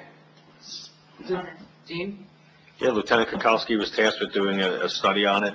And again, we actually consulted with our engineer at the time and how to put signage for allowing, because I know the bigger complaint was that it's unsafe for the children. As far as the parking goes, if this committee wants to limit one-sided parking, pick the right side so you don't get the residents on the wrong side angry at you, and you're just going to kick those cars further up and down Chestnut Street, and then you're going to have those residents upset. But if it's at this point, again, I don't want to jinx myself. We've had no accidents on that street as a result of the parking from last year to this year. So without taking the risk, I say that. further up and down the street, it's on one side of the street. Understood. I'm coming here, That this I committee know would have to Doris was behind me. enact an ordinance to allow us to People enforce that. line up, they can't see who's at the top, we stop, and there's nowhere to move your car. And it's gonna happen until, Okay, so It's what a else? commercial No, avenue. It's 3 minutes. It's passed. So So we're just gonna say, no, we're not gonna worry about it until we I get think there. the discussion will have to be with the committee, and we can talk about it. And I understand your So concern. camp, Jen is nodding her head, it's the same thing. You drive by their parents pull their kids and I understand your concern, but I understand the concern of Patrick, is that your first name, right? He's talking about on William Street, right? The cars are parked there too, kid, that's right by the school. that's a wider street. Maybe a little bit wider, but that's right by the school. And anywhere you go, you're gonna have both sides of parking. And I'm right by the county park, and I can tell you right now, the children run across the street. And both sides, and that's not that wide of a street on Howard. William, I'm not I saying get it's what not- you're saying, and I'm not gonna argue the point, Diane, but what I'm gonna do is we'll discuss it further. I appreciate you bringing it up again, because, I mean, really, what do you want? What do I want? Just the one side. Exactly. Okay, Do it so from- this would be something that would have When to the be. kids right now are playing soccer or baseball on the field, tonight, there was almost an accident. We got halfway down the street, there was almost another accident. Doris is nodding her head, she was right behind Is me. that when you're saying cars are coming the other side going around Clark? You have both sides of the street. You can compare it to William, but William is much wider. You have cars on both Compared sides. to a lot of streets, but go ahead. Go ahead. Teresa, I both understand. sides of the street. Have you driven on that street? Many times. I grew up here, Diane. When- I've been here for I'm not 60-something years. questioning that. I'm Okay? saying what I was gonna say. I is understand like what you're saying, and I'm not gonna 5 argue. o'clock, when there's kids playing on the field, parents are up and down the street, you cannot get more than one car up or down. I understand. Well, when an accident We'll see what we can happens- do. Anyone else, please? Yes, I just, Yes. I think, I'm sorry, I didn't get your name, but Patrick? your comment on William Street was, I don't think it was about parking, I think it was cars racing up and down. But I know he's right. Yeah, oh, okay. I just wanted to make sure I understood you correct, maybe I didn't hear something correct. No, it was a speeding. The speeding you were Right, concerned but the about. cars also park on that side, Okay. so that's what my, right, it's on two sides and it's right by the school. So that was my reference to it. And I understand, and it is 100%, Mrs. Verhouse is 100% correct. It's a narrow street, and, you know, you have to go around a car to another car. I think it was brought up last year. Mr. Pinto, what was the result last year? They said what? Last year, we looked more at the pedestrian safety of it, and Right. we would have to engineer in a crosswalk. We would think about the LED signs, but it would all have to be engineered with ADA compliant ramps, so we said that cost was, would be prohibitive. If this committee chooses to put a 4 PM to 8 PM, no parking on this street, you know, with, Not for nothing, but I, I've seen you it on know, other this streets in past, town. I have, but, you know, what would you do on a holiday or an Easter Sunday or so? Is it exception holidays? And, So then you would have to just, and that's You would fine. just do it during when there's sports, you do it from the 4th. This committee would have to do that and enact So, an you know, ordinance so maybe we can we'll enforce Look it. into that. I think that would be a. Because she's right, even during camp, when they're going to the pool, they walk up Chestnut. Yeah. And if they are, because But they also walk down Rochelle Avenue. right, which is a big concern, but sometimes there's the police following them, but when Yeah. you have little kids that just run and somebody's not looking, So you know what, I we think do at that, I'm sorry, times. Mr. Davis, and we'll be with you in a minute. So I think that what I'm hearing, Mrs. Verhassel, is Great idea. I know. I'm sorry? I actually have an idea when you're ready. Go- So as police chief, if something's deemed an emergency or a hazard, I can actually issue emergency no parking signs. I'm willing to do that. We'll do it on a trial basis. We'll put one side of the street emergency no parking, and we'll see how it goes. When would you like to start that? When would this committee like me to start that? I Tomorrow, would like to start. Tomorrow. Between the hours of? Tomorrow. because there's baseball and softball, What time everything. does that start? Fair enough. 4:30, right? Nope. Start at 4 o'clock. Nope. 5:30? So 5 o'clock, I think they start. Because they start at 5:30, but then they start from, yeah, So, what, 4:30 to 8? 4 to 8? 4 to 8? 4 to 8. 4 to 8. What do you think? Consider it done. Thank you. Mrs. Verhassel, we are going to do 4 to 8 on a trial thing right now to see if it works.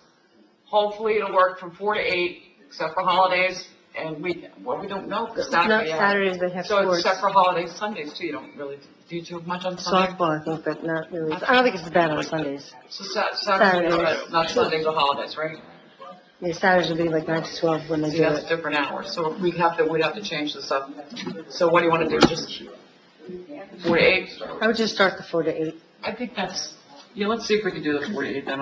I will assign officers to put them out between 4 and 8, and then we can see how it goes in this committee at the time. And the attorney can even start drafting an ordinance, and we can add it to ours. Just send me the existing ordinance. Yes. Thank you for considering that. Thank you. Yeah. You're welcome. I may have a vote to move forward on this. What we just proposed was 4 to 8 weekdays, temporarily signs that's, what will it say on the sign? Maybe you don't actually need a vote. I could do it as police chief, deeming it an emergency. I've received numerous complaints that it's a hazard, that there's serious concerns. I'll do that. I will add 4 p.m. to 8 p.m. on the signage, and we will have it posted, Yeah, I would. The attorney said it. The only reason why I prefer a vote is because if you issue tickets and then people challenge it. Fair enough. I don't want them to be able to say that the council never approved it. Fair enough. Thank you, Chief. How long of a trial period are we doing this for? Should we start with 2 weeks? I would do it to the end of the season. Well, it's a trial period. What's it? It usually ends, no, they end in June. You want to just, but you have summer camp then. So the next meeting. Why don't you do it for a 30-day trial? Well, yeah, Let's do 30 days. You want to try 30 days and see So the how next that meeting, goes? because then we could pass a resolution, right? And are we going Brooks to Berdan? Yes. One side? Yes. And the residential side? No, I would do the, Well, where the field park side. is, I would leave the field side empty. So we're And the gonna do pedestrian side, they park on the resident. Okay, everybody, one at a time, please. Mr. Lum, we're trying to decide up here, and then Along the fence. I'll let you state, okay? What are you looking for? What was the question? just clarification on which side of the street you want the no I would park think on. the one across from, not on the side of the field, right? You want on the side of the field, Yeah. right? I think that would be, Yeah, field side. okay, so the field side. Okay. Yeah. And we'll see how it goes. Give it a try. All right.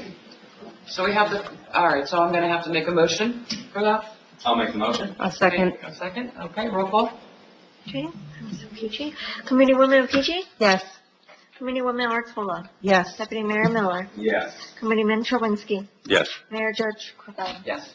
Okay, great, we're still open to the public. Okay, I'm sorry, Mr. Davidson. Just real quick, I apologize for going up here so many times today. The reference to the engineers speaking here today, it looks like it's going to cost us a heck of a lot more money than I think we're anticipating here. So I think we really got to keep that in mind. And, so I know you were going to pass, but did you actually pass the pump station? No, it's on for tonight for introduction. No, that's not for, I think we had to amend it. oh, we had amended the new one, yeah, it's on for the new one. We had to remove the grant language. So in order to do that, we had to repeal that ordinance and intro this one. Right, so it's just got an introductions tonight. Yeah, that's correct. Okay, and they're not passing it. No. Not yet. Okay, I just wanted to make sure, because you may want to take a look at that. I mean, they haven't even gone out to bid. We have no idea what this project is going to cost us. I mean, they're giving us an estimate, but you have no idea what it's going to actually cost. So Well, I think you know from your prior position that if we have to go out for additional bonding, we can do that. No, of course. This is just, again, even though there's going to be a lot of things beyond the committee's control, they can control having the money in place. Oh, yeah. And they don't want to delay the project by having the work done and then say, well, now let's issue the bond ordinance. So this will just put, and as you know, until it's issued, there's no cost incurred. Until you start spending money. Right. I understand. So that's all this is, and you're right, it may wind up costing more money, and then they'll have to go out for another bond. Do it again, because we started off at 160,000. And by waiting on that, now it's up to 4 million and change. So we cannot wait. The other thing I just wanted to bring, I'm not sure if I can just, Roy, the cover funds.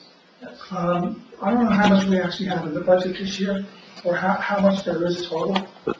There's over, Okay, No. I believe, our trust fund? Yeah. Yes. But how much we could spend out of that is about 600. This is the first year. Not the 600,000. Oh, okay. We already have established that $600,000. Correct. Now, Well, we were banned from using it for 5 years, but so this is the whole first thing- year we The can use whole it. thing is, that I believe that there's an additional 25% that you can use for this project. So really take a look at it, okay? Mm-hmm. We're aware. Well, I make sure appreciate that wasn't brought. It's already, didn't we look at that? Didn't we look in? We did. It's already there, right? Okay. We did. Thank you, Mr. Davidson. Thank you. Not the 600. I know. Yeah, I know. Thank you. Anyone else? Okay, yeah, enter 1 second, please, just, you could go twice, but I have to let everybody see it first. You're gonna be real quick, I know. Dave Kingman, Madison Ave. I was at the planning board meeting, almost last week, and, after one of the cases, someone who lived on Central Ave said, "Oh, Dave, you know everything about everything." I really don't. And she said that she was improperly notified about the meeting and was very disappointed that she didn't get a chance to say her spiel. And that's easily corrected, because I think the case was being continued anyway. But, if that could be demonstrated, I think she should be given that chance. And so, I went to the Bergen Record back in the day of notification, and she's correct. So I have primary information that she was inadequately noticed. She was told the meeting would start at 7, when in fact it started at 6. And like I said, these things, when I was on the planning board and zoning boards, sometimes this happened from time to time. But there was a continued meeting. We always gave them a chance to have their say.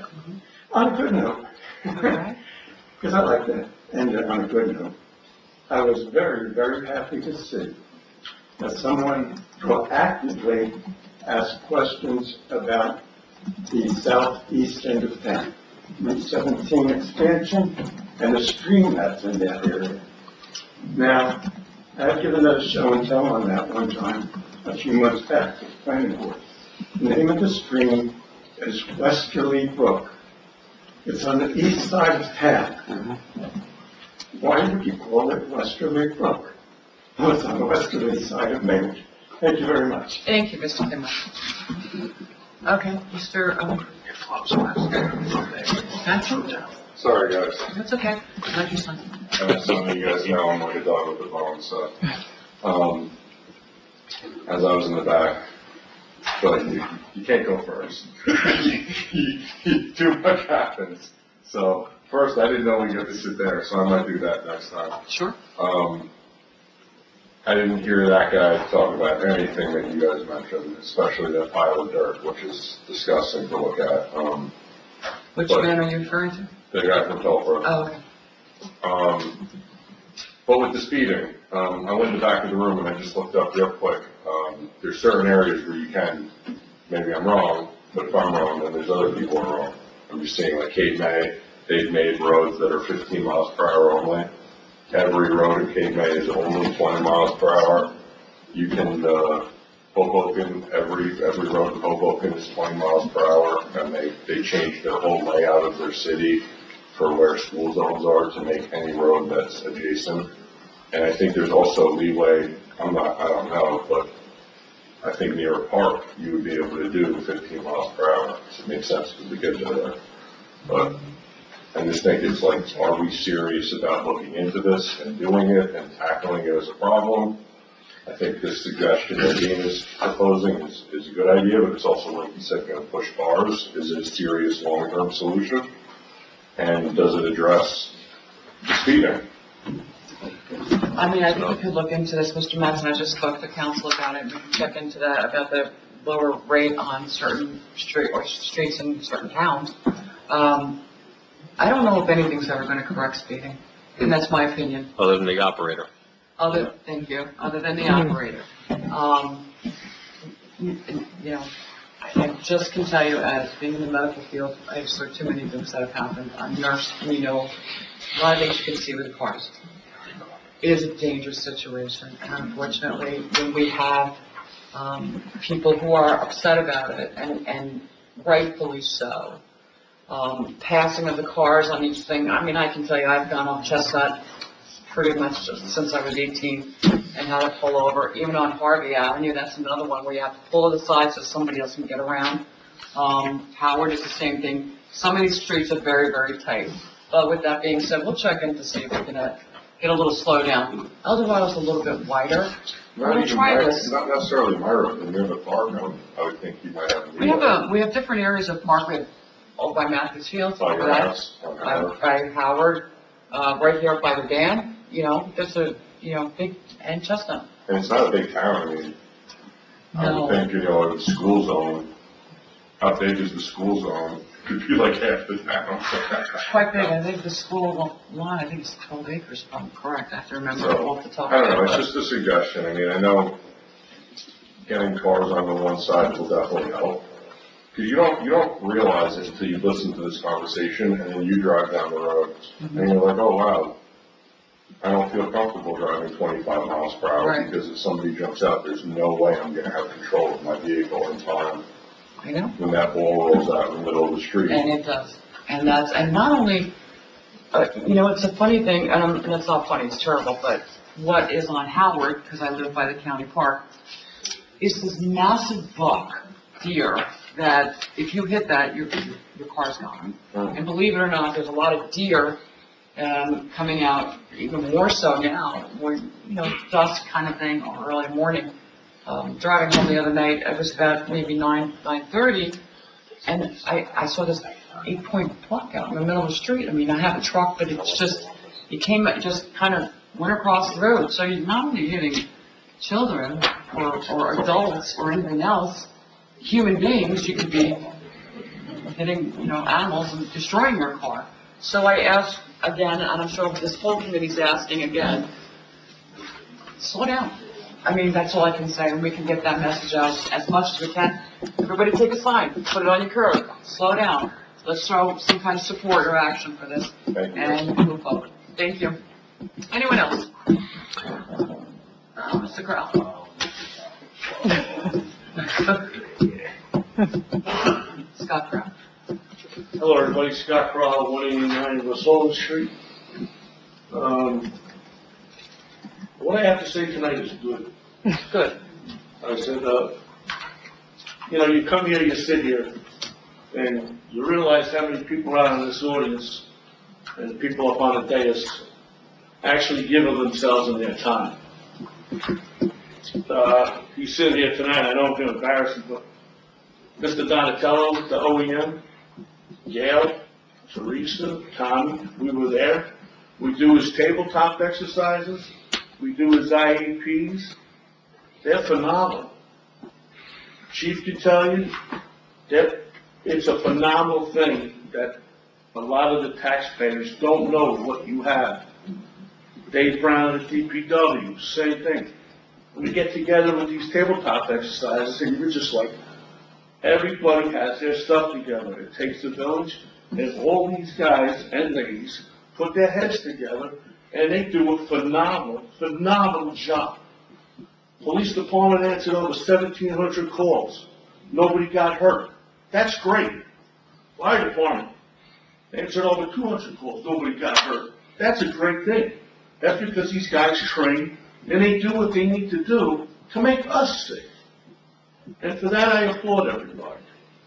I said, as far as the fire department involvement, the police involvement in the community, of going heart to heart and doing everything like that, it's a good thing. We're a small town. And it's good to see the people get together. Jen, you and your husband with rec and the rec committee, phenomenal. Every time you go on Facebook, there's something going on.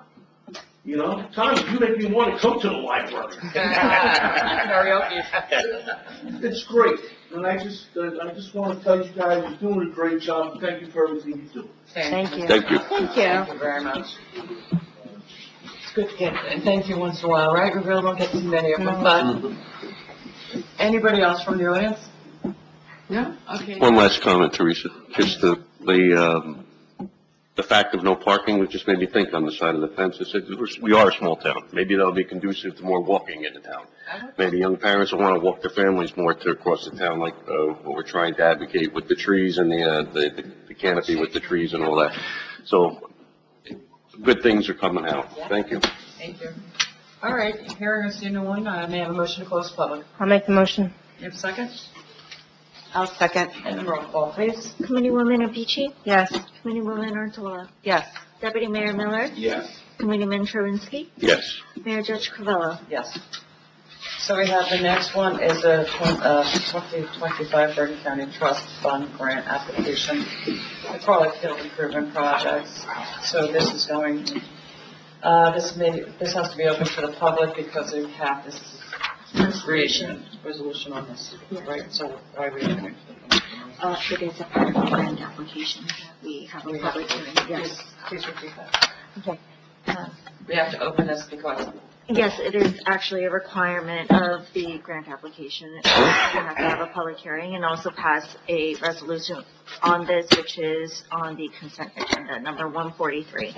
All right, may I have a motion to open a public for the Carlisle Field project? Motion. May I have a second? Second. Roll call, please. Okay, Committeewoman Apici? Yes. Committeewoman Artola? Yes. Deputy Mayor Miller? Yes. Committeeman Truinsky? Yes. Mayor Judge Covello? Yes. All right, so this is open to the public. This is 143 on the Carlisle Field improvement. Any questions or comments from the audience? So we do have a brief presentation there, So we have a presentation on this. If everybody could hear, oh, I'm sorry, I didn't see up there. if I may. So that seems to be the hot seat for engineers tonight, but joining from Collier's Engineering is Ken DeGennaro. This is a lot more fun than pump stations and floodways and litigation. So yeah, just to give a brief overview, we are submitting the application this week for the Bergen County Open Space Grant. And we had a scoping for what we'd like to do for that grant. Just a little quick background, go to the program overview. Municipal Park Improvement Program provides grant funding for the development and redevelopment of municipal parkland to increase or improve outdoor active and passive recreational activities. The revenues for this program are obtained from 30% of the funds raised from the Bergen County Open Space, Recreation, Floodplain Protection, Farmland, and Historic Preservation Trust Fund. It's administered by the Department of Planning and Economic Development, Division of Open Space, and they prepare and distribute the application materials to the municipalities. The Municipal Park Improvement Program provides funding for 70 municipal governments of Bergen County, and the grants are 50%. So there's matching by the municipality of 50%. They are typically awarded about $200,000, so it's $400,000 total budget. So $200,000 is matched by the town. And each town is limited to one application per round. And this is an annual program. And Rochelle Park has had success, in achieving these grants, obtaining these grants already. What we were looking at doing this year, it's really more maintenance, nothing too glamorous, but we talked about installing some additional security cameras. We discussed areas of the playground that need maintenance and repair, so that will be covered under this grant. And there were two areas where we looked at fencing improvements, one being along the north side of the park. There are currently fences on private property along there. We're going to install a new fence on park property to kind of match the white vinyl fence that surrounds it at other locations. Additionally, there's some chain link fence around the field. Those are, installed at different times. Our goal is to match the black vinyl coated chain link fence that is in the one outfield wall around the remaining perimeter of the athletic fields. And we are going to look into adding some additional ADA features on the playground itself. Last is a new scoreboard for the park, and we will run that by the town and recreation committee, whoever you decide the shareholders should be that would be interested in that. We can provide some options on that. There's just an aerial map of the site. I'm sure you're all familiar with it. Project scope and need. This is typical verbiage that's included in the grant. The installation of playground equipment that meets current safety and ADA standards, the new multi-sport scoreboard, upgraded, modernized the fencing, as discussed, and install the additional security cameras to deter vandalism that has occurred. The project needs part of the application. It's outdated. Some of the items are outdated and unsafe play surface, limits usability. The township's ability to host organized sports and tournaments is hindered without the scoreboard, so this could help with recreation and funding. And accessible, inclusive parks are proven to enhance quality of life, youth development, and community cohesion. Existing conditions, you can see in the middle, we have the fence, the existing fence location, which is where we're going to supplement that. On the right is the black vinyl fence that we're going to maintain. On the left is some drainage conditions that would be improved. The disrepair or the maintenance required in the actual playground doesn't really photograph well, but there are several areas that are going to be improved. This is the concept plan, which is part of the grant application, and this isn't obviously the final plan. Ultimately, when the grants are awarded, we will determine what can be purchased through co-op agreements and what should go out to bid. So this is, I don't want to say it's a dynamic document, but it's concept plan at this point based on review and feedback we've had to date, and it will be updated after the grant is awarded. Rough guess on the implementation schedule. Our experience has been the grant is usually awarded end of August. So we'll work with the town, if there's any closures that are necessary, maybe just for the fence replacement, we'll work around the rec schedule to make sure there's no significant impact or minimize the impact there. We were looking at obtaining the permits, and the permits here are substantially easier than other permits that were discussed.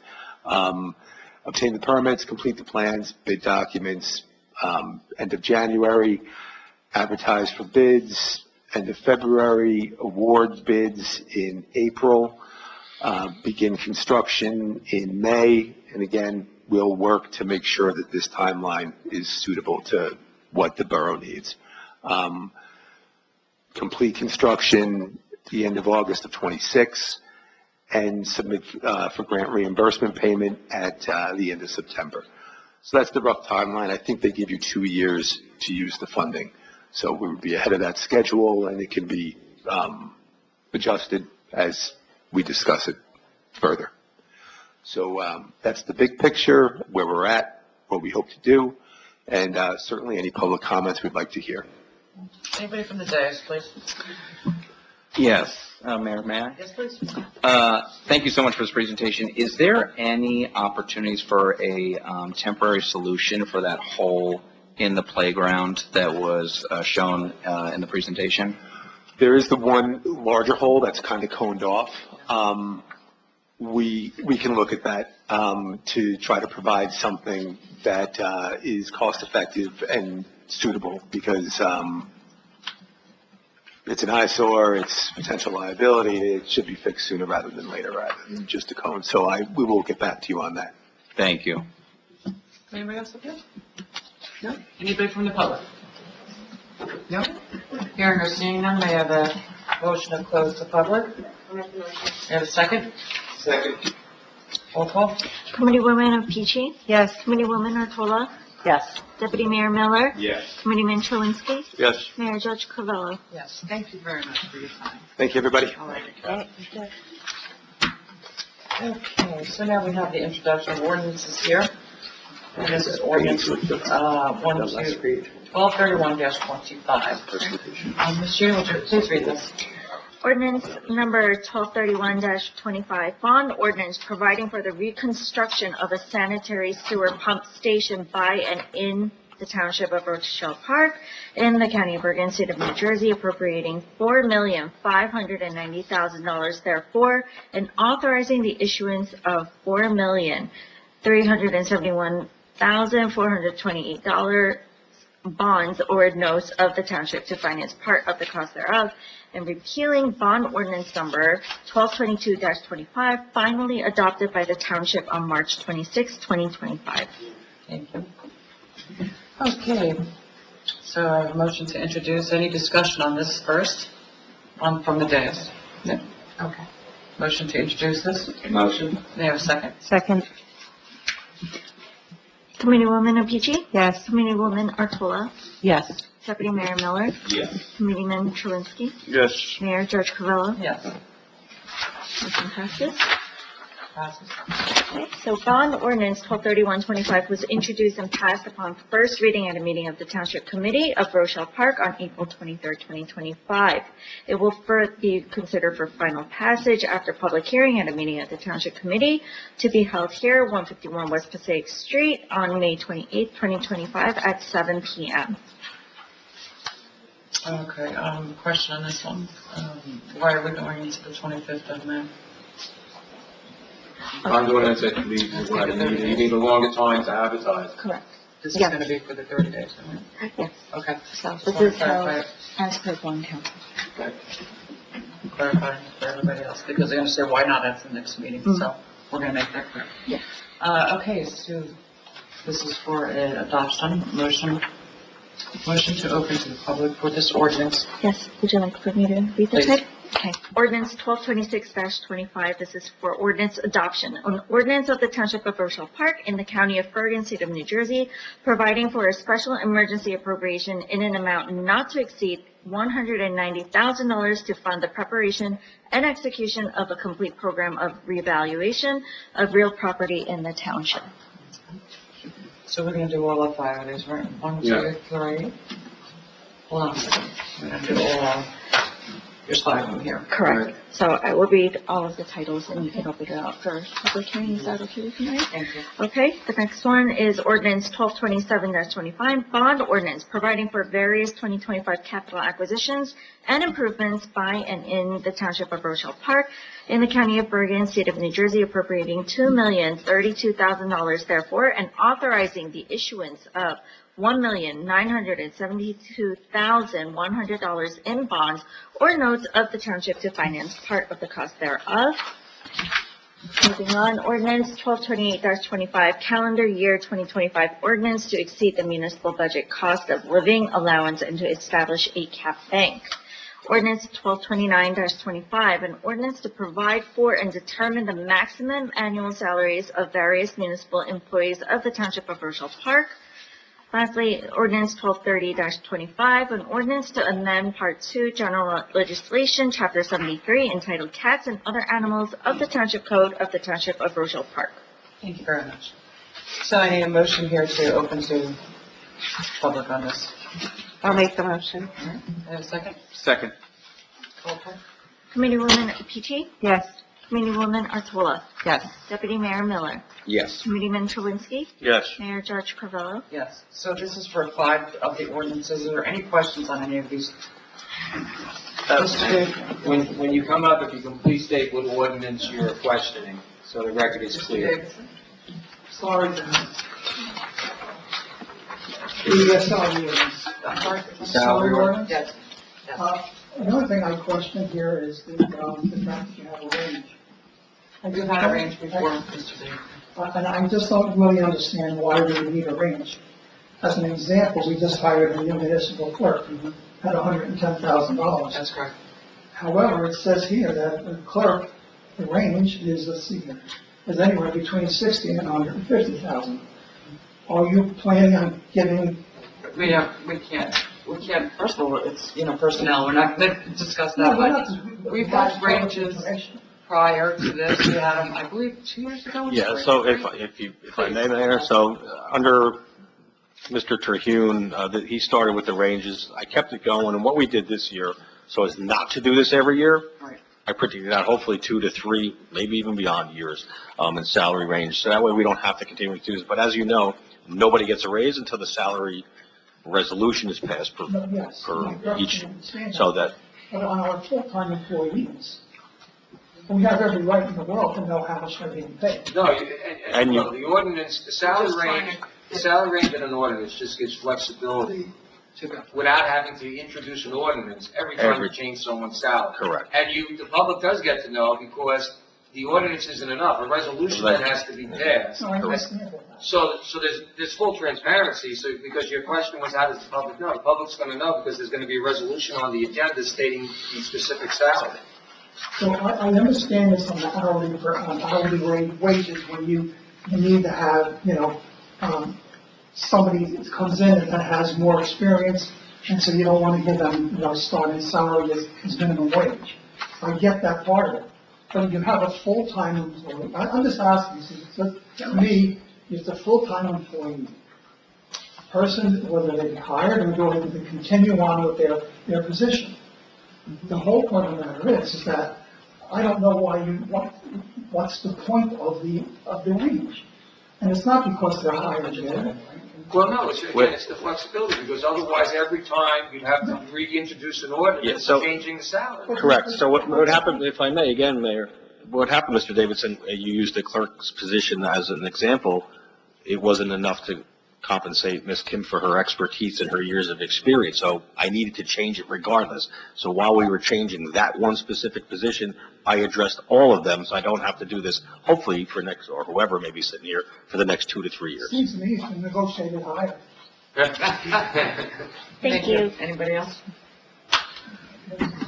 The salary ordinance is, oh, sorry.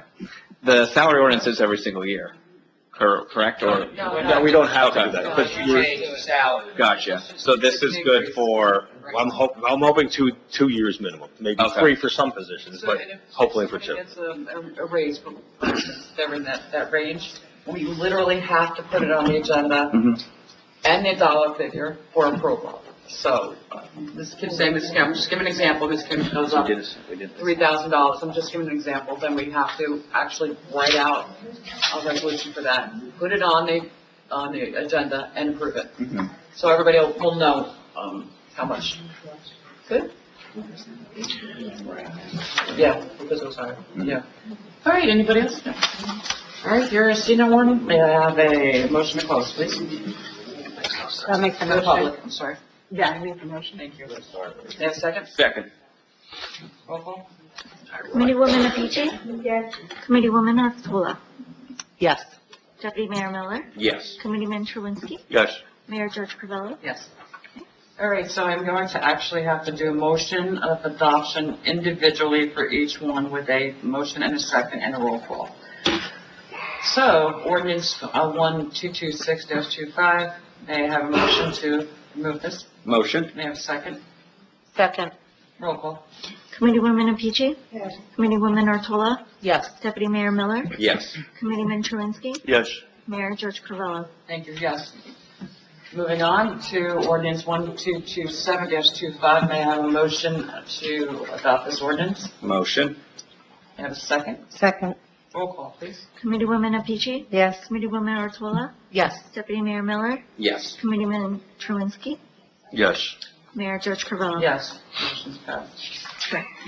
Ordinance number 1228-25, may I have a motion to adopt this ordinance? Motion. Which one again? That's Good one. Tommy, to adopt, second, Jen? Yes. Okay, thank you. May I have a roll call? Committeewoman Apici? Yes. Committeewoman Ostola? Yes. Deputy Mayor Miller? Yes. Committeeman Truinsky? Yes. Mayor George Carvello? Yes, motion passed. All right, let's keep going. Ordinance number 1229-25, may I have a motion to adopt this ordinance? I'll make the motion. May I have a second? Second? Okay, may I have a roll call? Committeewoman Apici? Yes. Committeewoman Ostola? Yes. Deputy Mayor Miller? Yes. Committeeman Truinsky? I'm gonna vote no on this, and the only reason I'm gonna vote no is I'd like to see the current comparison to this. I just feel like I don't have enough information for the, salaries, yes. Okay. Mayor Judge Carvello? Yes, motion's passed. Yes. Ordinance number 1230-25. May I have a motion to adopt this ordinance? Motion. May I have a second? Second. Roll call, please. Committeewoman Apici? Yes. Committeewoman Otola? Yes. Deputy Mayor Miller? Yes. Committeeman Truinsky? Yes. Mayor Judge Carvello? Yes, motion's passed. And Just a lot of information. for this last one, Administrator, what do we say? Well, sorry. We say the chickens have flown the coop. Thank you. And it has been. All right, so now we have a consent agenda. All items listed below are considered to be routine and non-controversial by the Township Committee and will be approved by one motion. There will be no separate discussion of these items unless a committee member or citizen so requests, in which case the item will be removed from the consent agenda and considered in its normal sequence on the agenda as part of general orders. A motion to approve the consent agenda resolutions. I'd like to pull one, Sure, which one? 25-144, You want to pull that, that's the authorization? from consent, yes. Consent, all right, you want to discuss this? Is that what you want to Yeah. do for? Okay. Yeah. So we're going to pull right now for discussion, 25-144, which is the authorization to fly the thin blue line flag in honor of Law Enforcement Appreciation Month. So we're going to pull that one for discussion. Now, the others, we have 2 to 5. These are all 2-5 starting with, and it's 141, 142, 143. May I have a motion to move those on the consent agenda? A motion. May I have a second? Second. May I have a roll call, please? Committeewoman Apici? Yes. Committeewoman Otola? Yes. Deputy Mayor Miller? Yes. Committeeman Truinsky? Yes. Mayor Judge Carvello? Yes. Motion Okay, passes. so motion of resolution, Jeff. Yes. Now, you want to have discussion on this, please? Do you want to start that? Yeah, it's really not a discussion. I vote no on all flags. I don't believe in picking pet projects, and there's many things that have been presented to us over the years. So I just wanted it pulled because I want to do a separate vote. Okay. Fair enough. Anybody else? All right. So may I have a motion to approve the resolution 25-144? Motion. May I have a second? Second. May I have a roll call, please? Committeewoman Apici? Yes. Committeewoman Otola? No. Deputy Mayor Miller? Yes. Committeeman Truinsky? Yes. Mayor Judge Carvello? Yes. Motion passes. Motion passed. Thank you. So now we have a motion to go in executive session. This executive session, I'm not sure if we're going to have anything at the end of it. We're kind of, Then we have to announce that further action may be taken. may or may not be taken at this point. So may I have a motion to go into, Motion. okay, can I have a second? Second. This is actually going to be for, this is attorney-client, and what else we have on the? Contract. How long are we going to be in? We have to announce that. Probably at least an hour, I believe. Maybe 40 minutes if we can go quick. I can't give So the exact. committee will be in closed session from anywhere from 30 minutes to an hour, at which time the meeting will be reopened to the public, and further action may be taken. Once it's reopened, of course, you're invited to come back, or you can stay here. I think we're the ones who are going. We are. All right, all in favor? Aye. Any nays, abstentions? No? Thank you. Thank you, Mayor. All